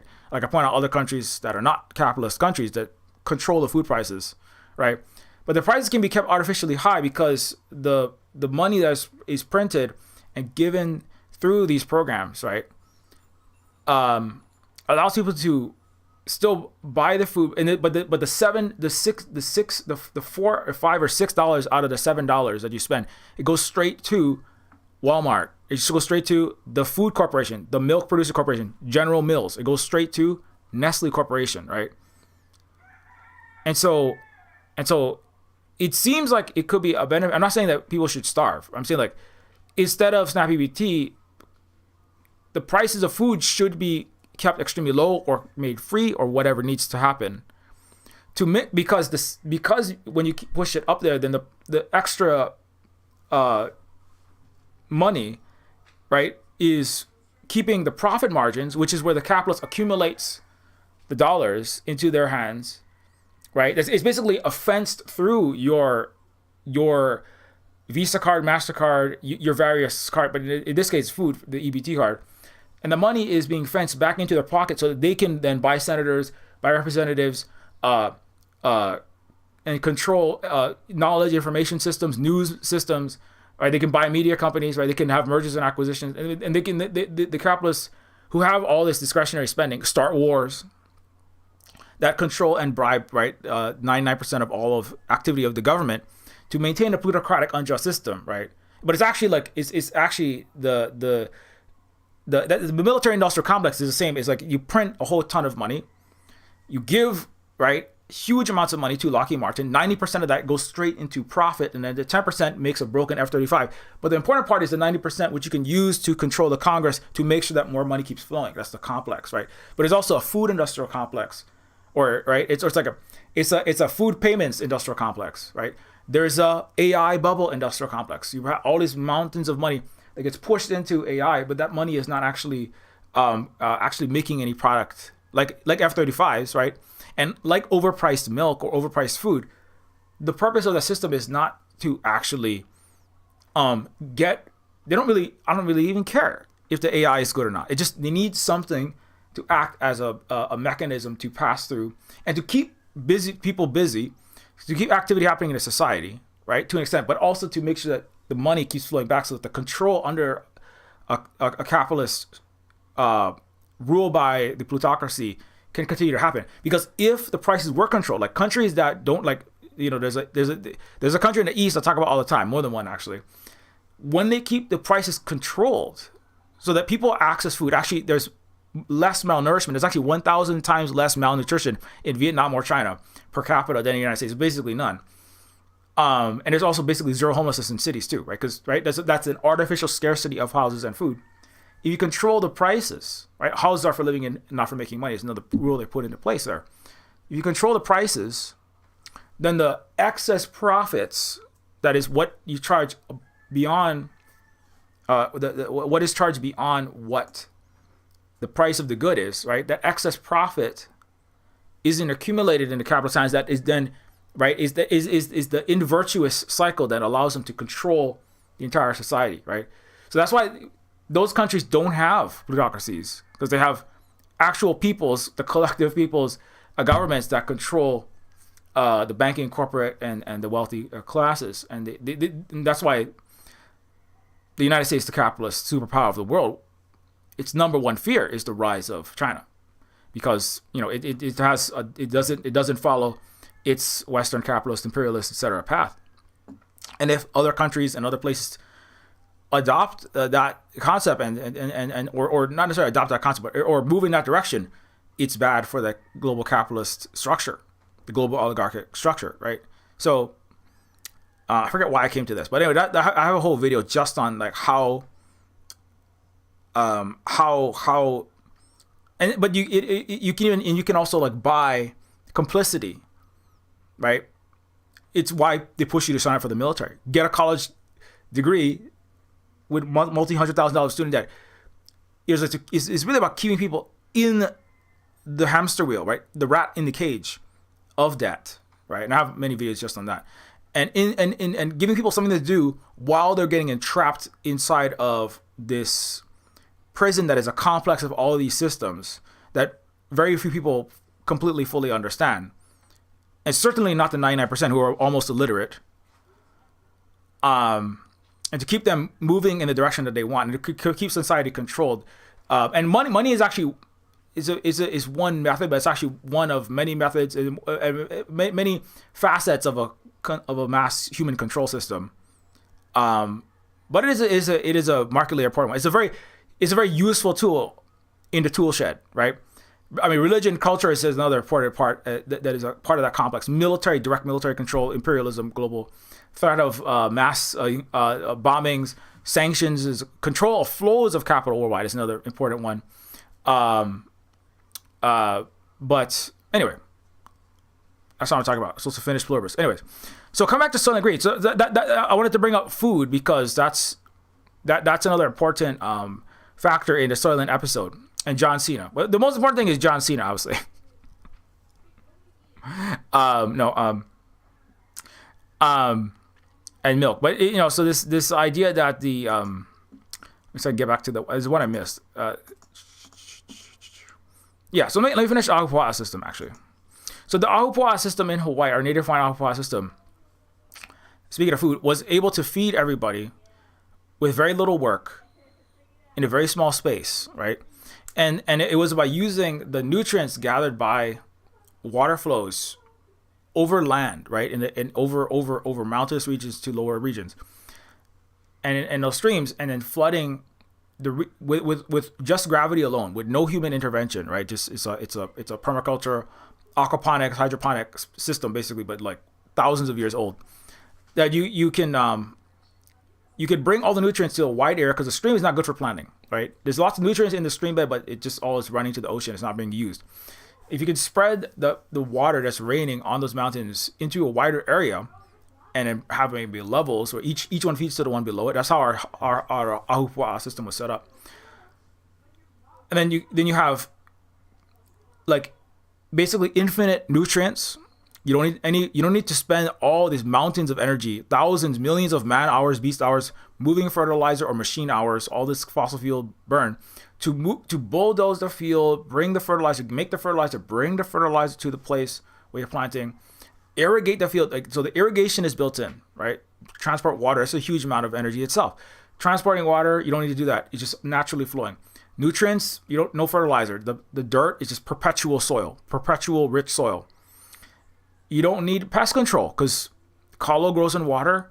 A lot of things don't. Like a lot, you don't. It's just these few plants will grow there. Usually there's crustaceans and fish. That's part of the ecosystem that naturally fertilizes it too. And then you also get crustacean and fish additional food source, right? So you have pest control, irrigation, fertilization, soil content, maintenance. There's no flooding, because if the water increases, actually, like these crops can survive, and the system can survive even a huge rain. Usually built so that there's a small outlet that brings water from the central stream to the lo'i, or the muddy kalo paddy, right? That muddy water area. And so then it's just like an amazing system, right? So once you have it set up, and it takes some time, it takes collective work to set up the Ahupua'a system. It's really hard to do individually. Once you set it up, so you need a collective working together in community. Once you set up the Ahupua'a Hawaiian agricultural system, then it just works. And all you do is you stick your plant in, you cut the huli, you cut the leaves and the corm off of the kalo plant. You stick the huli, or the remains of that, in, and then you come back months later, and then you have another one, right? With almost all you got to do is put the new plant in and pull the plant out later, and it just works. I mean, think about that. How much if you were to plant a cornfield, you have to harvest. Okay, you harvest the last corn. Often they'll bulldoze field. They have to bring in fertilizer, pesticide, soil. You got to monitor. You got to bring water to the field. It doesn't rain enough, right? You gotta keep the field free of all kind of debris. There's all kind of stuff. If there is, because lo'i is also drought resistant to a large extent, not completely, but if you control, if the stream is like flowing in a regularly consistent basis, which it often is, then you can basically control the water flow, and you don't have to worry about those kinds. It's even like more disaster proof than Western, even modern agriculture, right? So this So the amount of energy you're putting in is 1,000th, right? Or it's just minuscule compared to what you will put in, compared to any other kind of farming, or certainly the way that the U.S. does farming, or what the Western traditional style. So if you're able to set that up, and then people are working together, it's an amazingly efficient system, and that's why there's been there was a lot of success over a long period of time in Hawaii. That's actually why people were able to live. Like, even Captain Hook said people were living 100 years. Partially it's because people were not being overworked in the younger years. I mean, also there's also social cohesion, the collective. There's a lot of social. People spend most of their time in Hawaiian community, in Hawaiian culture, interacting with each other because they weren't working all day. Right, Western culture, even now, but is in perpetuity. The majority of people spend most of their day working, right? Like Adam and Eve, right? Like You were kicked out of the Garden of Eden, out of indigenous Eden, into a world where you will toil all day, and it will break your bones. You will get arthritis, and you will suffer. You will struggle to get food to come out of the ground. And it's like, well, you're doing agriculture in a inefficient way, and then you bring about unjust systems of slavery, in part because certain groups of people, like Hellenic men, didn't want to do the hard, inefficient style of farming.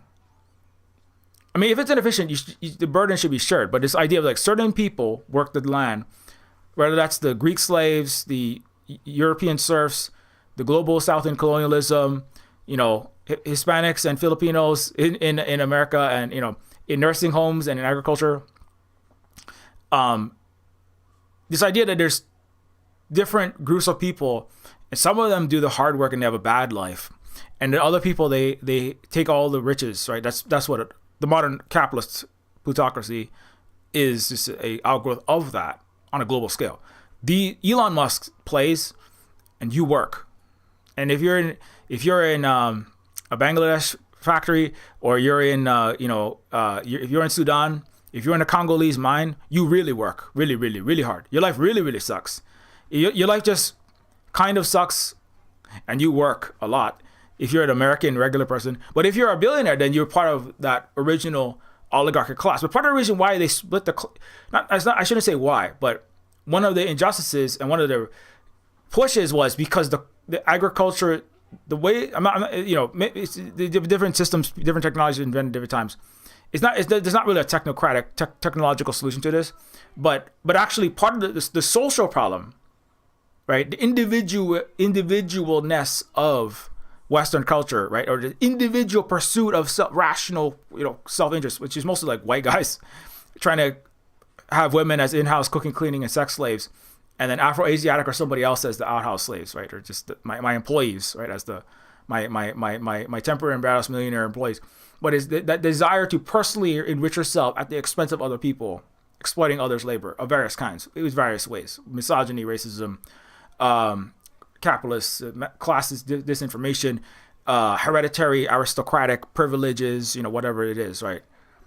But that selfish individual society actually makes you less able to utilize the collective knowledge, right? Because again, remember I said earlier, there's an asymmetry of information, right, in a capitalist society. So the asymmetry of information, because people have to be disinformed to be maintained as slaves. Women have to stay illiterate. That's why they want to make people of color. Now the whole masses, right? Donald Trump is just saying, I want to go back to the 1800s, everyone, 17, 14, 1300s. Everyone's illiterate. We're all getting cholera now with RFK, right?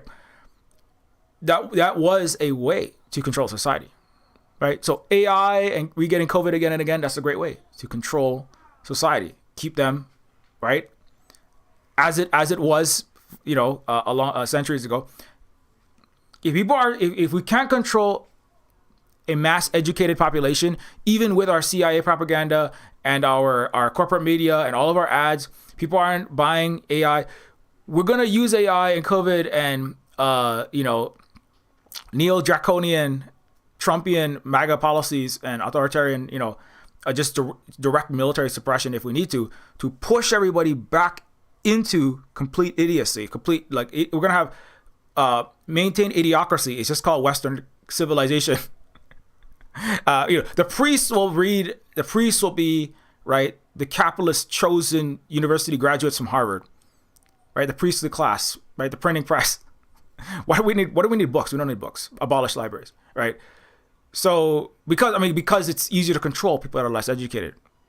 And if they are educated, they need to be diseducated, right? Because if everyone is properly educated, they understand what a horrible system they're in under a capitalist colonialist racist system. Anyway, right? So, but that's not a good system for inventing technologies. That's my point. Or people working together to collectively to channel all of their human skills, strengths, and intellect, because you're only getting a minority of people's intellect, right? When you do that, that's why the U.S. is losing the knowledge race. They said Britain and America's universities are increasingly looking like third world universities, or they're falling behind an advanced socialist country's educational system, I mean, of course, they're just abolishing the system of education that they barely had to begin with. I think that it was in like they're defunding all kind of educational programs. Again, the educational programs weren't perfect before that, but just having no education is just you're already behind and you're stepping even further back, right? So anyway, so I just want to point that out. That actually, okay, so let me wrap up that thought. So the ability to harvest this, but the ability to feed people, even a large population. Speaking of Soylent Green, right? Oh my God, there's 2 people, we can't feed them. There's no way to harvest enough food. My point is that like indigenous people, without modifying and destroying the planet, because Soylent Green is also, right? The planet's being destroyed, environmental destruction. If we farm, we can't farm enough, and when we're farming, we're destroying the planet. We have to get rid of people, right? This is like anti-civ, anti-humanity kind of. Anti-humanism is always really part of that certainly that Western Malthusian, sort of ideological milieu, right? Like people are the problem. People are the problem. That's actually something that's propagated by the elites, to make people hate themselves. Like, you not shopping for the phone, you're the problem. That's why the economy is crashing, not our giant AI bubble, right? You ate too much avocado toast. That's why you're broke. Not because we have a multi-trillion-dollar subprime mortgage crisis. That's another massive fucking heist from the masses to giant banksters. It's because you ate too much avocado toast. That's why millennials, you can't buy a home. Right? Humans are bad. Humans are bad. Humans destroy ecology. Humans destroy nature. Humans destroy everything. Humans breed like bunnies so fast, and they're gonna have to eat themselves. You are bad, or for a person like we are bad, right? That's what the Western oligarch capitalist elite want you to believe, right? Like, but I'm as a native global member of the global majority, like that's not true, and like that's one of the as evidence, I'm like talking about like that's why our systems of agriculture, our systems of feeding ourselves, kept pristine.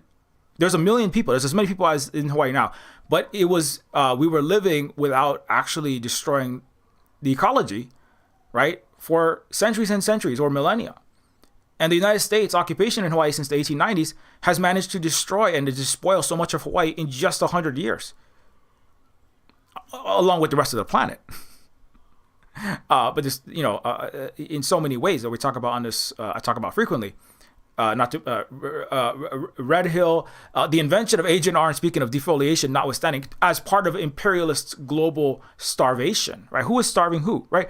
America was talking about starvation, overpopulation. America was inventing Agent Orange, and they actually tested it in Hawaii, despoiling our land some more, and it starved millions of people by literally trying to kill ecology. Just like the Westerner killed buffalo to starve Native Americans to death, right? Just like even British elites, the ones that are looked up to as Captain West, Captain Western World. Churchill, the British caused 27 million Indians to starve. They caused the Irish to starve before they even were doing the global colonial system, and they blamed it on the Irish, right? And then the modest proposal was written, right? Jonathan Swift did the Ireland's starvation is people, and it's our British system and our kind of oppressive colonialist British system in particular. Did that change Britain? Did the truth of how horrible the white man system is, did that change them? No. They just kind of stopped thinking about it because their masters told them not to. But they also want to be thought of, it's kind of like there's this desire to be thought of as the great, free, loving, courageous fight. If there was tyranny, I would fight it. Right? There's tyranny in America. Who's fighting it? The people who say that are the ones that are signing up to join the tyranny in the U.S. military. Right? There's like one Aaron Bushnell, and then there's a million other silent or just doing nothing soldiers, cops, right? That punch down inside their own countries and around the world, beat up on the innocent, do the opposite of what Superman, what Western heroes and they're great saviors and protagonists supposedly about, right? Like Jesus resisted an empire, There's so many Western Christians that believe that they are followers. None of them are followers of Jesus. None of them, right? Otherwise, they wouldn't be waving that flag around. That's literally crushing Jesus' homeland, right? Doing the thing that Jesus fought against. Why was he crucified? Because he was resisting the Roman Empire. So if you're in the U.S., if you're waving an American flag, you're in the U.S. military. You're part of blowing up baby Jesus in Bethlehem. Literally, the pastor of that church in Bethlehem said, "You are killing baby Jesus. You killed Jesus. Jesus is under the rubble." Like that's a year ago. It's been just like an onslaught of that, right? So again, that's the problem with the belief in. That's one criticism I have of the not necessarily Soylent Green the movie. It's just kind of like where the whole culture of somebody is going to find the belief in in a fraudulent democracy that exists itself as a fig leaf to present the West as better, more civilized than those evil places out there, like the Vietnam that we're defoliating and starving people to death in. Right? How horrible would it be if we turned communist and everyone started starving? When it's actually the United States that was sanctioning Cuba, cutting them off from food, watching their people starve. The founding of America was built on starving Native Americans to death. It was Soylent Red. It was let's eat the Native Americans. Let's do Thanksgiving and let's eat the red people. And then after that, let's starve Native Americans to death. Then we'll starve the Vietnamese to death with Agent Orange. We'll burn their jungle down. We'll burn their rice paddy down. We'll blow Cambodia into the Stone Age. Right? We'll blot out the sky. Last week there was an article. We'll blot the sky out so that there's global famine and global energy crisis. If the Chinese and the socialist world and the global South, if the non-white man and the black and brown and the Asian man lead in the world and women lead the world in renewable technology that's going to liberate the world from a global capitalist, racist colonial system, we will blot the sun out and kill the sun. We'll kill the sun. We will kill that which gives all life to maintain control. Right? We will starve everyone, and then you'll eat Soylent Black. You'll eat. Then you'll really be eating the Soylent because there will be no food left. But we'll blame that somehow the Chinese will have done that somehow. I'm sure in the media, the Chinese, Chinese robots and Chinese drones so thick that they blot the sun out. Chinese killed the world. What it's actually the U.S.-Israel project to literally there's a project to basically spray aerosolized reflective material into the sky like an artificial Icelandic volcano eruption. It's gonna cool the entire Earth as a solution to climate change. They just floated it like last. I made a Twitch stream about that. I don't know if I have time to do a YouTube video, but anyway. But that's another one of those things. But right, so that's like there are people that have starved others, right, and they exist, right. They are the United States. They're the collective West. If you're a member of those countries, you are part. If you in the military, but even if you're not. If you work in a global capitalist conglomerate or any of these, Nestle cuts off water to farmers all over the world, right? They destroy their own food all the time, right? There's an overproduction of food, and they destroy billions of pounds of potatoes and all kind of other food goes to waste all the time, right? Just to keep the profit size, just to keep the control in place.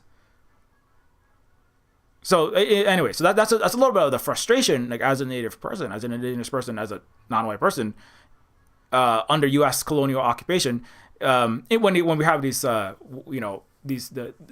another perspective. I appreciate. I'm not saying the movie's bad. I'm just saying like it's not really the movie. I just like this is just like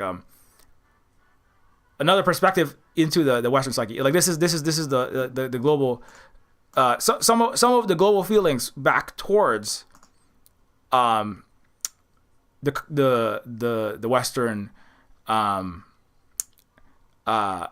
perspective, it's an interesting perspective that they have, and there's also not John Cena's perspective, but like there's other perspectives on that. Anyway, okay, let's move on.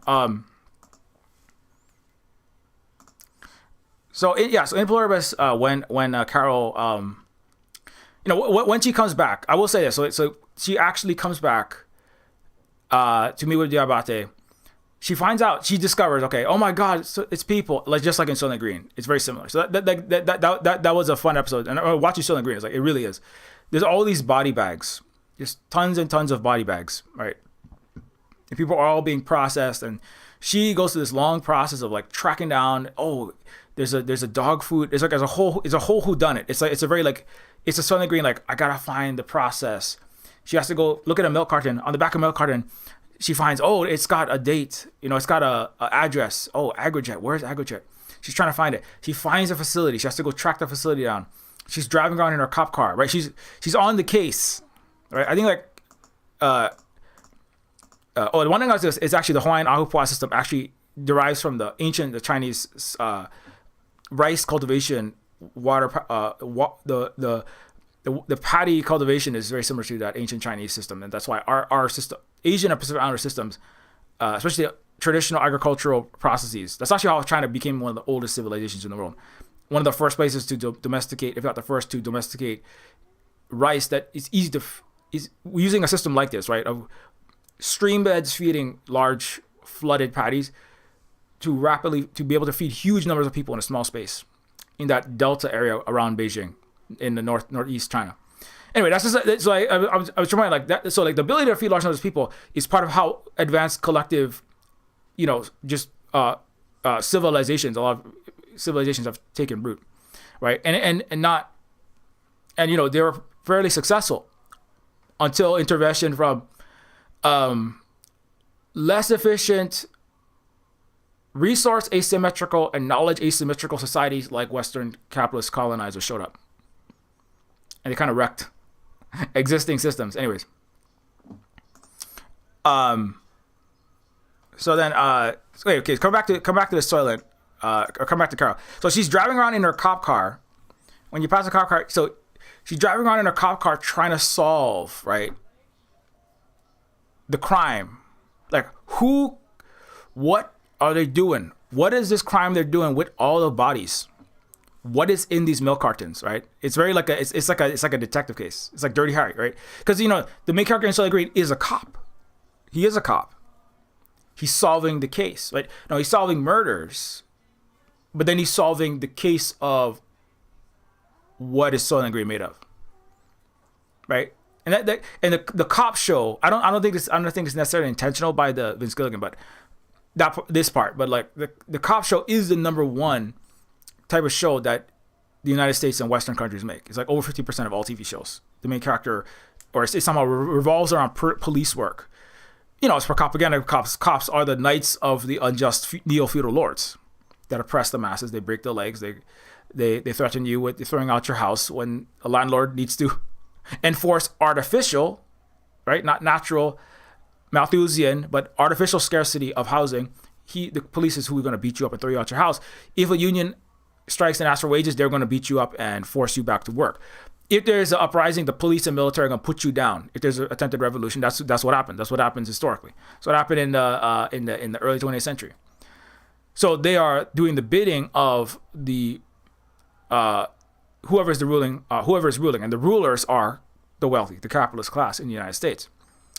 And so that's why, so that's kind of an aside. But Karen, as the Karen cop, it also it harkens back to the Black Lives Matter and that time where certainly that the term Karen was really used a lot, right? You all those white ladies calling the cops on all these black people with their crying their white tears into the crying their white tears into the phone to get the police to show up. There's the bird lady in the New York park.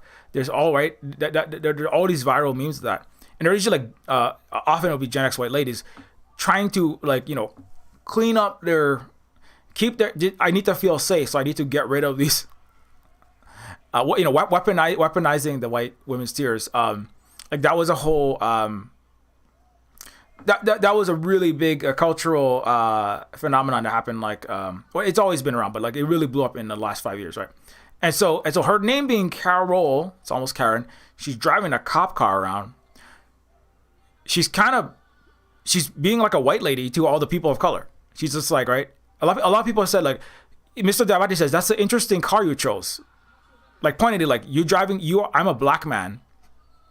I would never choose to drive around in a police car. in America, right? You know, it's like, but she's like, oh, but he's got a bunch of sports cars. It's like, oh yeah, nice. You have nice cars too. Interesting choice yourself, buddy. Right. But and so then it's like, so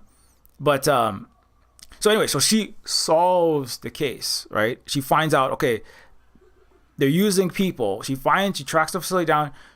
You know, she goes into this dark food processing facility.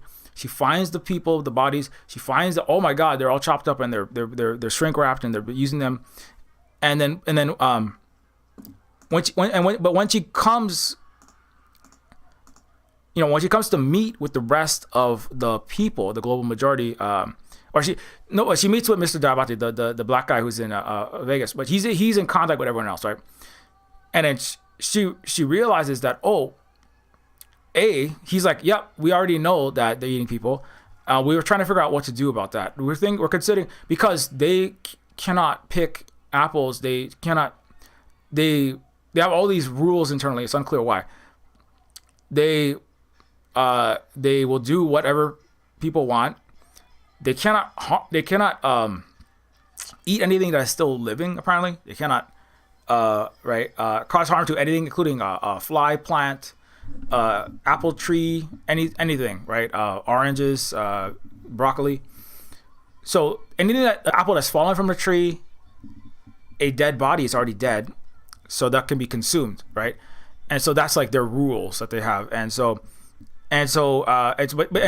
everyone already knows that. So Karen's like, oh my God, I'm gonna show everyone what's up by how smart I am, how amazing I am.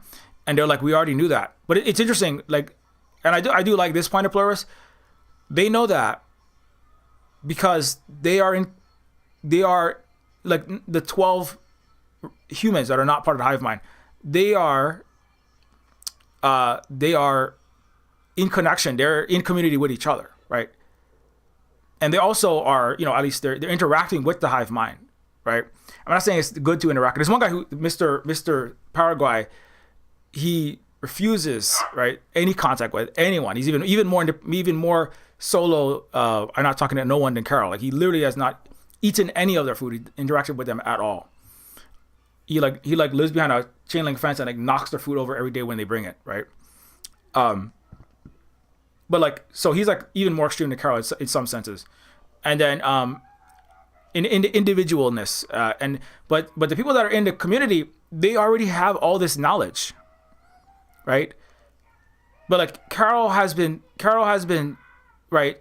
Carol is being assuming, because she's a Western arrogant white person, that she knows better than everyone, right? And that individually she's going to come with a solution to these problems, and she knows what the problems are, and she's going to figure out how to solve them.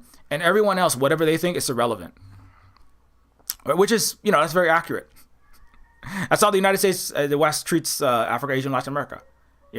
That's how the Dutch today were like, what? Nexperia is the Chinese companies might not want to start up in the Netherlands. Well, I mean, you literally basically stole, you hijacked an entire one of their companies. Do you think that actions don't have consequences? Right? You can do anything and absolutely whatever you want, and anything you say, you can order everyone else to do whatever you want. I mean, that is the Western white exceptionality. That's the Western hubris, for sure. It's also part of why the West is increasingly isolated in that sense, right? Like Carol, crying in her little mansion that people aren't working at anymore. Because guess what? Like, the rest of the world had to work to feed the global North, right? And just like workers in the community had to work and harvest the vegetables and bring them to the Sprouts. And you see them all, right?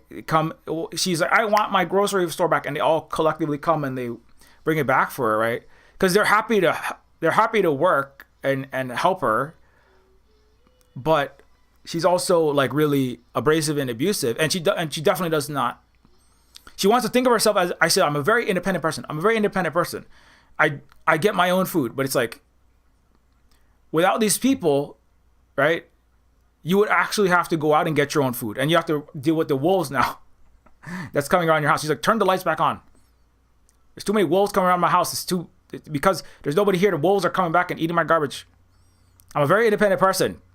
Now do everything I need me, right? So she, in that sense, like she is an illustration of, the Western. I am those who play and I do what I want, and you are the class of people that work And if you don't do what I want, I call the cops on you. You know, if you agricultural undocumented workers, right? Or if you undocumented, Mexican janitors and Filipino nurses, if you Paraguayan, if you Guatemalan cooks in my kitchen, right, in California, or you, Central South American, tomato pickers, if you don't do what I want, I'm gonna call the cops. I'm gonna call immigrations. It's even in Die Hard. I'm gonna call the cops, or even worse, I'll call ICE, and you're gonna get deported, and I'll get a new Mexican. Because I'm a very independent person, and I independently need to own this restaurant, and I'm independently gonna make the food myself that you're gonna make.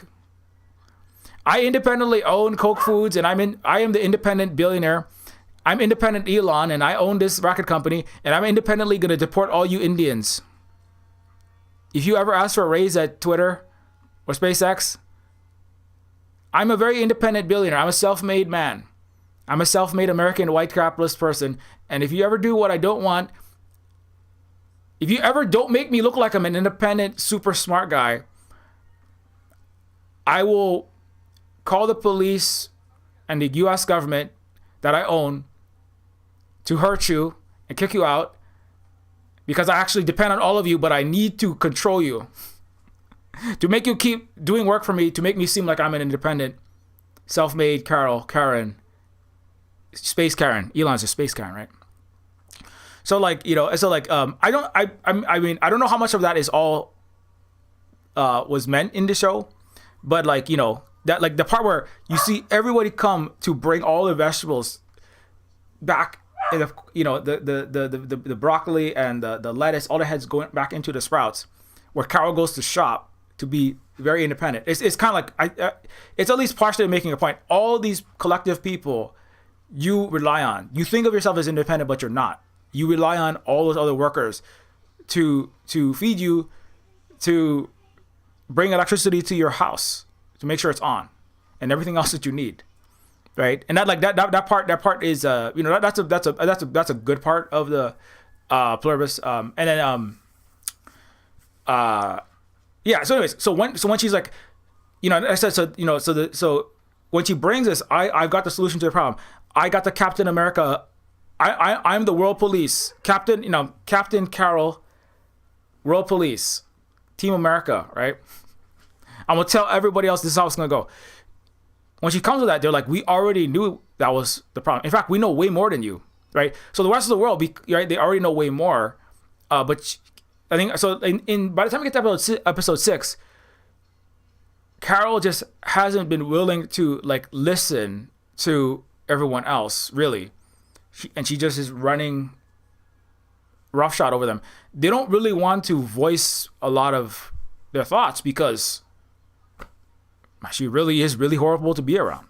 I mean, nobody wants to be around Carol. Like, her partner just loves her enough to tolerate her, basically. But nobody, not even Carol, doesn't even like herself. And there's a lot of really good scenes in this episode. So that's where it's kind of like, so the rest of the world is not just completely gullible. It's not kind of like this kind of it's not the show was playing up the ignorance and foolishness and making the global the non-white world look bad, so that you would kind of root for Carol a bit in that moment, maybe. And then it sets up her gobsmacked, oh my God, what the fuck? I'm not as cool as I thought I was. It's part of the drama arc, right? So I mean, I'm glad that's kind of that's the direction the show is moving in. So it kind of makes sense why they set it up the way it did, and it does because this is the weird thing is people in fiction and stories, right? They have to kind of somehow a whole bunch of information has to always be left out so that it can later on be discovered and then to punch the drama up and make it more twisty, entertaining, and popcorn munchy, right? Because if everybody just said, well, Carol, we know this and this and this and this and this and that. Well, they did recently discover the food this idea of robotic food supply, or the I think they more recently discovered why exactly, or what exactly is happening to the bodies. But like they all knew this information way ahead of Carol, right? In her quest to get the truth out there, they had the truth way earlier than her through collective communication and working together. You know what I mean? So anyways, so that happens. She's like, oh my God, all this work was for nothing. And then the whole entire hive mind can't be in Vegas, right? There's so much to talk about. I can't talk about. There's a whole Vegas scene where they reproduce a Bond scene from James Bond and a gambling scene. That was really interesting. There's so much to say about that. Don't have time for it. But all the hive mind have to leave Vegas in that episode. And then John Cena comes on and explains to Carol what is Soylent, or why they are eating humans or human derived protein, and they're putting it in milk cartons. And like when it is explained, like it's also that's another one that they do in fiction. It's like from Carol's perspective in episode 5, it's, oh my God, it's so horrible. The horrible truth. They're eating people. Oh my God, right? And it's part of driving the interest in the show for a couple episodes, right? What happened to the bodies? Where are the bodies going, right? What are they eating? What is that thin yellow liquid, right? And then so Carol thinks she's gonna break the big case, and so it's really kind of it does a bit subvert the Soylent Green premise, right? Where it's like, oh my God, we're gonna discover the truth. Oh, it's so horrible. Oh my God. And then what are we gonna do about this horrible truth? And then the hive mind's like, well, Carol, all of your friends already knew that. We've been talking about that a long time.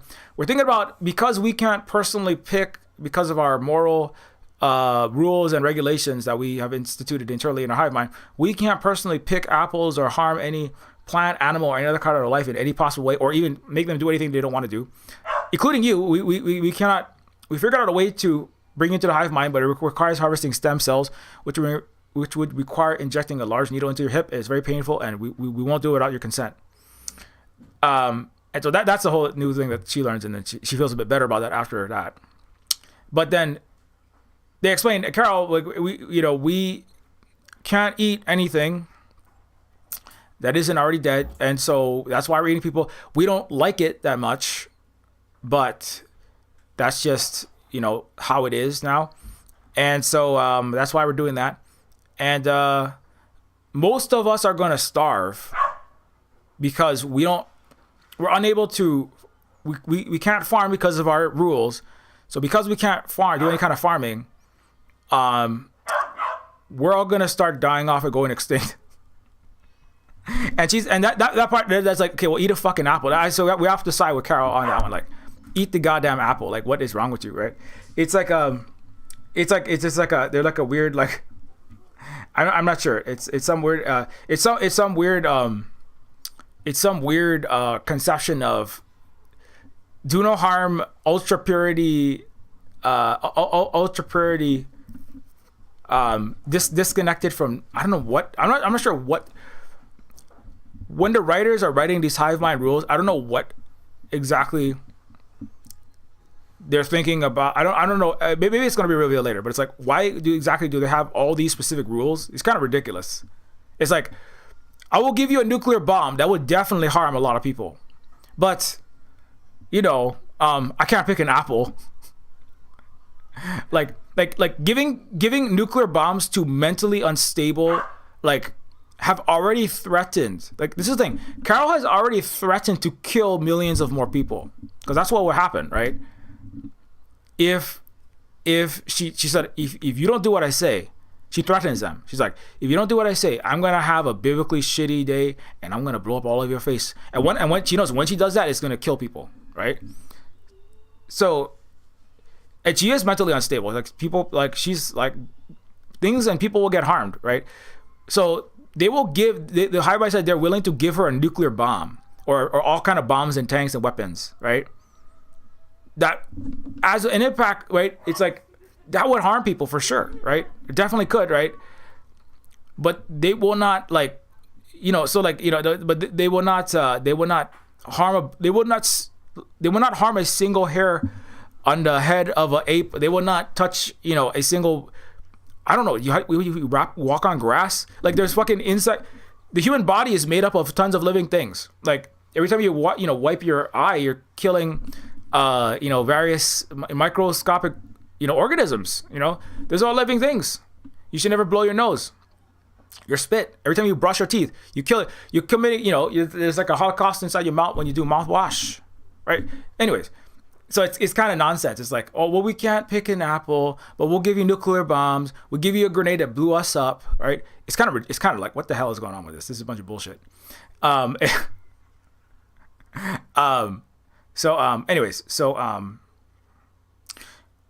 So because they can't eat any that isn't already dead, they're gonna starve, and their numbers are gonna drop, and so the 12 still independent people, this 12 non-hive mind people, immune people, are working with the hive mind to figure out what if you build a robotic farming system, and then we the non-hive mind, who don't have these weird rules, we will operate the AI-powered farming system so that you can eat, right?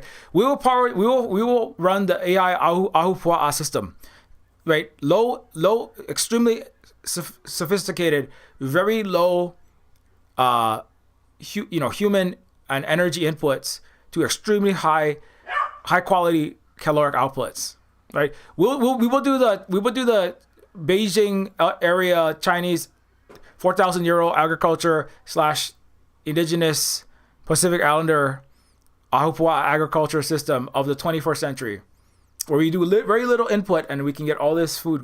There are automated farms. This thing, China, America don't really have a lot of this, but China has it all.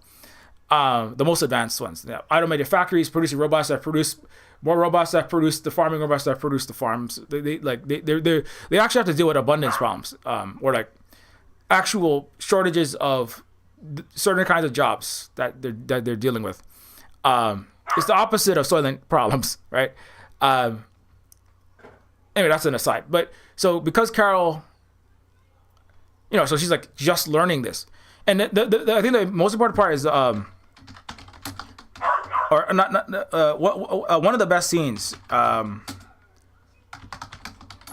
There's a scene where Carol learns that like everyone was actually. Where's that scene? There's a scene where Carol like goes into the bathroom after she learns that like everyone has been talking to each other, and like, yeah, the rest of the people, we've been meeting 3 times a week, right? We're all talking to each other, right? She's alone by herself. The hive mind is left. She's like, we're not talking to you we need some space, Carol. You have to listen to the entire recorded conversation every single time. Carol, our feelings for you haven't changed, but we just need some space after all this happens, right? And then after you get the so after they've left, she's been alone, and Mr. Diabate, he hasn't been able, but he has been in conversation with the hive mind. He's been in conversation with all the other people. The other people have been having regular hangouts. She has isolated herself because of her miserableness, right? And her selfish, individual, asshole-ish North American whiteness, basically. And so she is on the outs of everybody else. And when she realizes it's actually, she is such a miserable person in general. Everyone, Mr. Diabate would love to see the hive mind. He really gives a sense that he calls them and he says, I miss you so much. I wish you can come back. They can't be there because Carol's there. They can't be where Carol is. They don't want to be where Carol is. So he is alone because of her, but he's okay to meet her and talk to her, right? So in that sense, he's at least a nice. He is a welcoming person for sure. We can say that, and like because he doesn't really want to lose the hive mind, but he also is like Carol does deserve to be heard, and Carol, he's trying to do whatever he can, to help Carol and help the situation, and so whatever that means for him personally, but so. And so he explains like all this to Carol, and she's like, "Oh my god!" It's like, "Yeah, I'm sorry, but like it wasn't a unanimous vote, but like most of the rest of the humans voted to not invite you to our get-togethers, So Carol, like really, it really, and then after that, it really comes up like she has made herself alone. She has wasted her time basically trying to solve the case. It's all been for nothing because they already knew they already knew everything. They already knew ahead of time everything she's discovered going on her own. She hasn't had human connection, and she goes to the bathroom and she kind of like starts like she like has this real like serious like feeling of being like left out, you know, which is like it's such a human thing. Like I was bullied, or I was left out of so many things in my life. So like many people at various ways are, right. She has been cut out of the human social world, you know, and she already has like before this has happened. She's already kind of isolated herself. Like maybe she just because she went to this re-education camp for gay kids. That's set her apart. For whatever reason, like she's always been. You get this feeling like she's always been like, not necessarily like antisocial, but she's been like on the outskirts of the human social, the rest of humanity in general, and right, and that like her partner is someone who can be the person that interacts with humanity, so that she can sell her books in part, right? And the relationship works out that way. Because her partner is fine with being with people, or was until she died. But now Carol, now that she's had like her because her partner is dead, she is basically completely alone. She hasn't had any social interaction except for when the hive mind, she had to meet up with the other 12, and then the hive mind's gone, so she has had nobody. And like in that moment, you kind of see like she both like kind of hates everybody. She feels really foolish and upset at them and up at herself for like realizing she's kind of done this to herself. And she kind of has this like self-awareness. She makes a joke. She's like, so I'm gonna just move into another suite in this Vegas hotel, and I'll see you tomorrow, and we'll talk some more. And then you can see his face like dropping. He's like, oh my God. And then she's like, I'm just joking, right? So she kind of knows that she's a miserable person. She pushes people away. Nobody really wants to be around her because of how she is, but she doesn't really know how to change that either. And it's kind of like that. Like you can see all that being worked through, and a feeling of being lonely, isolated, out on the outs, and it's really like coming back to her like in that bathroom scene. It really makes her more, as hateable as she is. It makes her more. You're more at least able to be empathetic towards her in some of those moments. So that's a really positive aspect. That's a quality of the art, the human art of filmmaking, acting, directing, writing, and actual show running, right? Which is not made by AI. Humans made that. They make that point at the end of every Pluribus episode, which is very important. Humans had to put all that together and like act in those ways and edit it together in that way to make the character and the show so good and so relatable and so interesting and worth watching. Even if you disagree with parts of it, it is a human perspective. It's not to just throw a random pro-human civilization, no AI hive mind, death of all of the human spirit ad in the middle of that Silver Spook discussion. But I do feel like that yeah, it's like the way that they suddenly bring that in at that moment instead of earlier. Like I said, right? A lot of the writing is about like choosing when exactly to reveal what information, and to have the characters and the people, the actors and directors work together to kind of tease out and explore exactly what is that going to feel like. It's not really about like the idea, like the prompt. Oh, what if the Earth was in a hive mind and they couldn't pick apples? That's not like that's not where the art is, right? Just typing that into AI. Oh, I can make a movie. I can make a TV show with Sora or ChatGPT or an AI video generator or an AI video game generator. That's not where the art is, right? The art is actually in that process of like, what is it actually going to be like if you just find out that you think you're solving you're going to save humanity, and you find out that like you are like the least, you are like the least qualified, and you are making the least progress of everyone at saving humanity. And also, because of your hard to almost immutable personality traits, and you're just kind of like, because of the way that you are, you don't have any friends because you're such an asshole, and like having to actually deal with that in that moment, and actually the acting and everything coming through with the music too. There's a very subtle like orchestral music in the background. I was actually listening for it. I'm working on Neofeud 2 soundtrack. All of that is like what makes the show good. It's not just the idea. What if there's a hive mind? Dude, there's like, the Borg exists. Like, there's all kind of science fiction movies and TV shows. There's lots of books about this kind of shit. Like, there's like probably like thousands or millions of stories about many minds joining together. What if we couldn't, eat certain products? I mean, there's other stories like that. Like what if you had rules about what you could eat? I mean, vegans exist. Like vegetarians and various cultures, like Jains, people who don't harm, and like ideas about that and stories about that exist. But the art is the human art that actually makes these things worth watching and viewing and internalizing and thinking about and making videos about, is how that all comes together in the marriage of all the human skills to go to make a movie. Speaking of collectivity, it's not just Vince Gilligan and Rhea Seacrest, the main. It's all the actors and everybody else and all the writers' room and everyone else coming together to produce this show. And as part of the point of the show is it takes all these humans collectively working together to produce human civilization and everything we need: the food system, the electricity system, and everything, and also the art. Right, and so I think that's another important point. And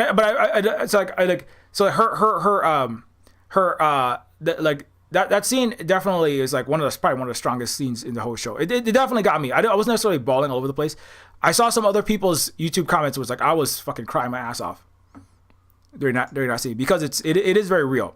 I mean, I'm somebody who has experienced definitely isolation, and like that theme of like the individual and the collective, and like individualism and collectivity, and like there's other problems. So the collectivity, if it has a really kind of a kind of whack idea, like let's not pick any apples. It's like, okay, well, sometimes you gotta be, sometimes people have to put their foot down and be like, hey, what the hell, like that's not right, or that's kind of silly. Like, let's talk about that, Another thing I'll say is, as people, we are COVID conscious. That was another thing is, because we're COVID conscious people here at the Silver Spoon Cooperative, and we mask everywhere that we go.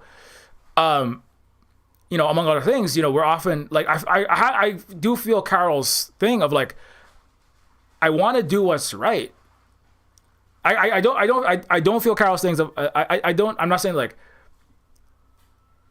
well, it's kind of the opposite. It's like it's more like the isolation, right? It's like everyone is going to these parties and everyone's having a good time, and because Holly and us here, we don't, like, it's because we are choosing not to do what, not the collective, but what many people in a bad way, right? What many people, the mass groupthink, to disregard basic, health science that we've made tens of hours. We have so much threads and documentation and receipts on what COVID does and the dangers that it still has and still pose. But because we like are in the minority of people that take it, at least fairly seriously, we are left out of a lot of family gatherings and get-togethers and lots of other social things that we would like to be doing. But we, kind of like Carol, we're like, we refuse to, like, we do believe these things and we know these things, and we, stand on like the research that we've done, not just because I feel like standing on, not just because we just want to be rebellious for no reason or solve things individually, but just because like there's other things that other people believe that we also believe, like 2 + 2 = 4. There's a lot of people, there's other things that have more consensus that we're like, that's right, but it's like this thing is wrong and based on what we understand on the research that we've done, and which is going to happen because when you have asymmetries of information in societies, then you're going to have some of these things,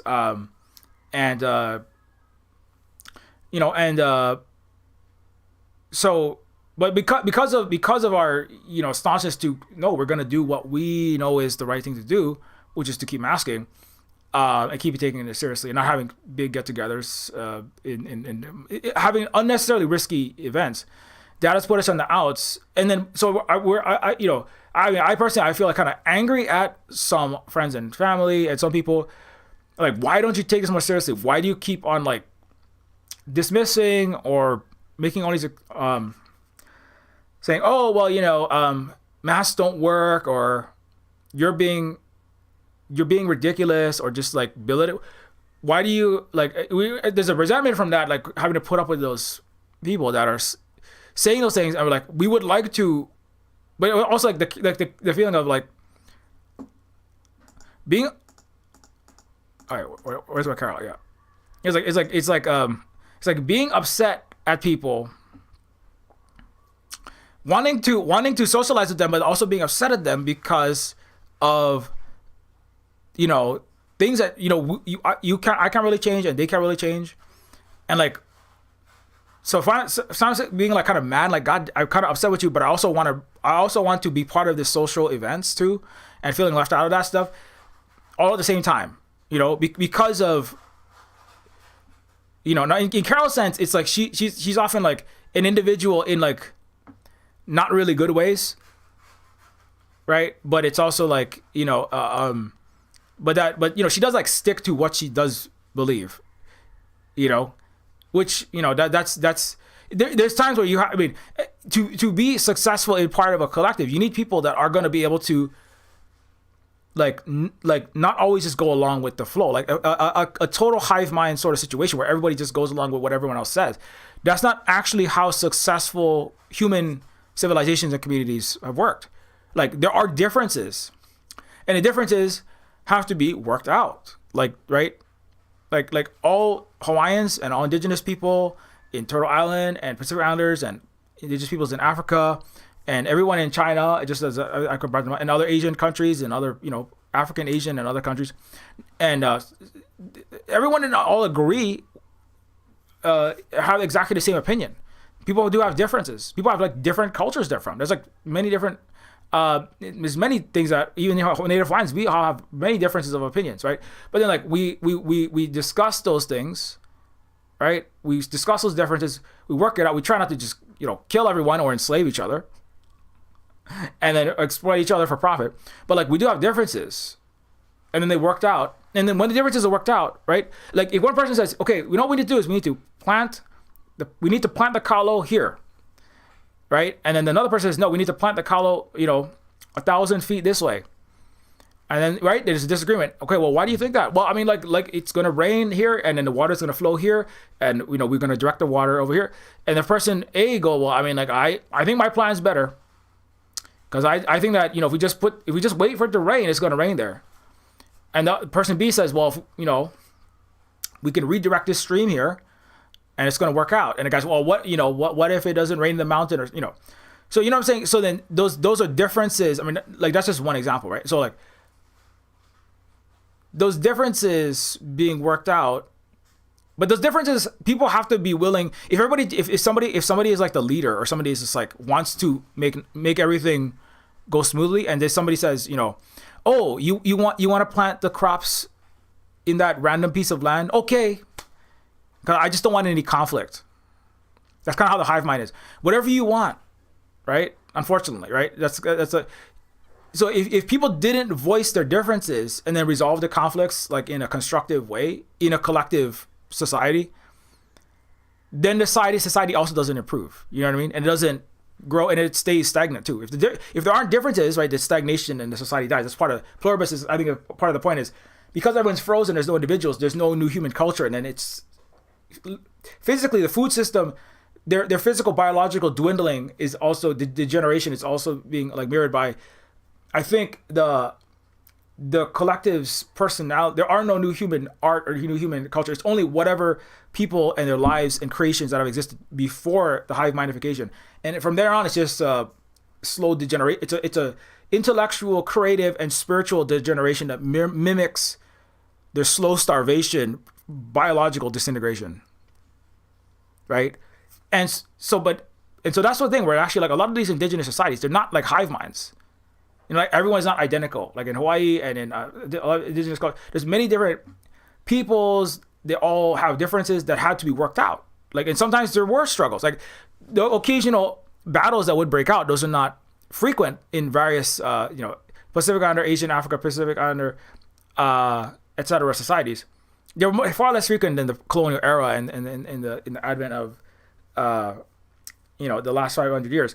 But like they would break out, but you would try to stop them from breaking out by trying to resolve the conflicts. So Ho'oponopono in Hawaiian culture, Ho'oponopono is resolving the differences and the wrongs that have happened, because wrongs do happen. People make mistakes, and resolving those ways in ways that the society remains cohesive and doesn't cause undue damage to other people. New unjust structures, cycles of violence don't build that could be stopped, because accidents happen, people make bad choices. Even large numbers of people can collectively make a bad choice, like try to be capitalist in Hawaii, which is fundamentally collectivistic, and all resources were distributed according to need in Ahupua'a, like I made a video about, right, a few weeks ago. And so if you didn't do the, so if we didn't have these right-making systems to resolve the differences that we have, because we're not a hive mind, right? Indigenous, non-capitalist, non-Western civilizations, we wouldn't be able to keep the dynamism as a society that allows us to progress and not be stagnant. Like, if we didn't have differences, we might never have invented the Ahupua'a system, because everyone would have just done what the leader said, or what you know what I'm saying. It was people bringing ideas. That's actually how you could be. You could rise to the top, or become like. You would have more mana. You become like a kahuna in a particular field. Like there's actually there's these stones that remembers the mahu, the third gender people that came because they were masters in healing from another place, Tahiti, to teach Hawaiians along many centuries ago, pre-Western contact, right? Because they were very good at healing, medicine. They shared their knowledge, right? And so the exchange of all this new information and new science, right? Not a stagnant culture. That's what allowed Hawaii to our culture to remain vibrant, build new knowledge, right? And build new navigation knowledge, all this kind of thing. It's people sharing, and not like everybody being one person, right? If it was a hive mind, it would have fallen apart a long time ago, right? That's kind of the one of the many lies about that. What Western lies about what it is like to be in a collectivist, communist, non-Western, non-individualistic, socialist, various kinds of indigenous societies, more communal societies. It doesn't mean everybody just all agrees. I mean, it can be, sometimes people like have to balance their individual needs with their responsibilities. Kuleana is what we call it, right? So in that sense, you can't. You may be a little bit more limited in that sense, but like you're more limited in the sense that Carol, right, feels limited, right? Carol feels the illusion of independence because she doesn't, right, think about all the people who have to farm and bring and work and the clerks to make her grocery store work, right? And so the collectivity is to her is limiting the idea of her free, but she's not actually independent, right? She just has the fraudulent, self-deceived illusion of independence, right? And that's what the Westerners and capitalists will want their populations, and maybe some of them believe that is what the evil that communism will bring, is that it will take all that independence away, but take all the independence away that isn't, right? But like in the independence, in the sense people can have their own thoughts and have their own feelings, and create art, right, and have different opinions. All that still exists in collective, more communal collectivist societies, like Native Hawaiian societies, right?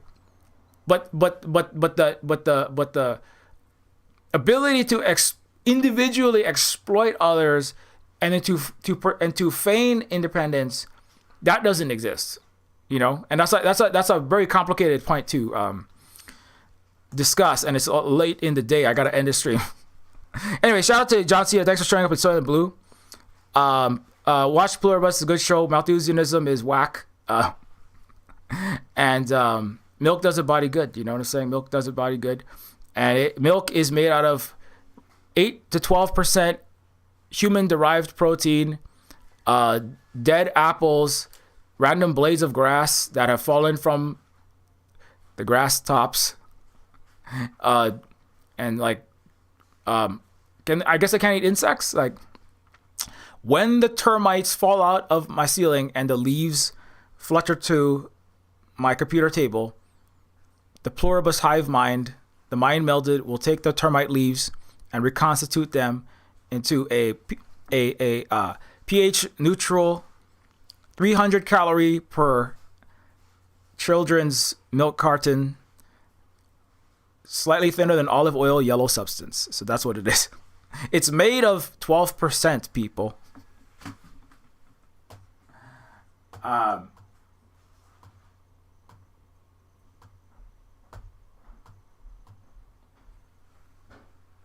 Anyway, what's up, our Terrorbird and Doc Kaiju? Thanks for everybody for stopping by. This is kind of the end of the stream. Thanks everybody for stopping by. If you would like to help us out at the Silver Spook Cooperative, you can help us out at the ko-fi.com/silverspook with a direct donation. At patreon.com/Neofeud, get access to the Silver Spook Discord. Silver Spook behind the scenes of what we're working on, like Neofeud 2. I mean, I write dystopian science fiction for a living, you know? Like, literally, our people pay me $500 a month just to write dystopian science fiction, just to make up stories about what it'd be like to eat people. In Neofeud 2, they literally do eat people. Oh, I shouldn't say that. The jobless, employmentless, futureless gamer gators and AI users are, they prompt themselves into oblivion, and then all the gamer toxic gamer dudes that are like, spending all day living in a weird coffin pod are ground up and intravenously fed to each other. So I guess there's a little Soylent. It's actually called Soylent Red because it's all swole. It's Soylent Red, right? You get all swole when you eat your neighbors, and then they inject it straight into your veins. Anyways, that's random science fiction. But Neofeud 2, random. I'm doing this all day long. We're working on Neofeud 2. There's also a game coming after Neofeud 2 that I'm already starting on, which is going to be. I'm working with the littler, the junior Silver Spook members. These are some of the art from that. It's actually a 3D game set in the world of. It's like we're just like a prototype right now. It's a 3D Silver Spook game made in the Doom engine, and it's going to be a collaborative project with multiple members. This is actually one of the some of the early footage from it. That's a very small sprite. We also we're gonna have some more holiday hangouts, so look out for that. Our friend, another one of our Silver Spook friends, Hamads, might be working on yet another Silver Spook project. I'm doing a lot more collabs now. And speaking we do Ahupwa. Speaking of Native Hawaiian collective, indigenous, abundance, non-capitalist, social, political, and economic structures. We're also doing participating in our Ahupwa system here in Hawaii, and this is a whole bunch of stuff we got from that. So, it really works. Collective work, and then you get we have way too many sweet potatoes that we could possibly ever eat, and we got all this it's like $100 worth of material, $100 worth of food and entertainment, and various other medicinal products, all for giving away something that we weren't even going to eat. The Pluribus people would never starve at the Silver Spook Cooperative, if they stopped being ridiculous and picked a freaking sweet potato leaf and just ate it, pick the goddamn sweet potato leaf and cook it and just pick it. What's wrong with you? Anyway, coconuts fall from the tree. Does that count? Or are you not going to harm the coconut because it makes you feel sad? It just, you don't want to be you don't want to personally be in the room while you hurt the thing. So if the Pluribus people push a button, and when they leave the room a minute later, a big guillotine comes down and cuts the chicken head off, does that count? If you don't, it's very Westoid. But anyways, I'm sorry, I'm supposed to be done with the stream. So, but yeah, our process stuff. We also have Neofeud 2. I just finished the Neofeud 2 music, so I'm moving on to sound effects. And if you would like to see more of that and help us out, the Silver Spook Cooperative, patreon.com/Neofeud. And also, you get access to Silver Spook University, over 1,000 hours of all the content produced here, categorized by topics, as one of the perks. Don't forget to grab Neofeud, which is on sale. And the most important thing, if you take nothing else away from the stream, Neofeud's on sale. Neofeud is a dystopic cyberpunk adventure game where a ex-con, delinquent ex-drug dealer robot, and a cyborg social worker for homeless robots and homeless chimera humans, and an ex-trillionaire princess all try to stop floating palace living space Karens from continuing to destroy the world, and that's Neofeud. With hippie terminators, cyborg social workers, like I already said, unplugged matrix agents, homicidal Sega Genesis shaped telephone power wall meters, floating aero yachts, and all kind of other fun hijinks. And wannabe Bruce Willis, diehard cyber protagonists. Anyways, if you'd like to get Neofeud, it's on sale right now. Don't forget to grab it. It's every sale does help. I am the writer,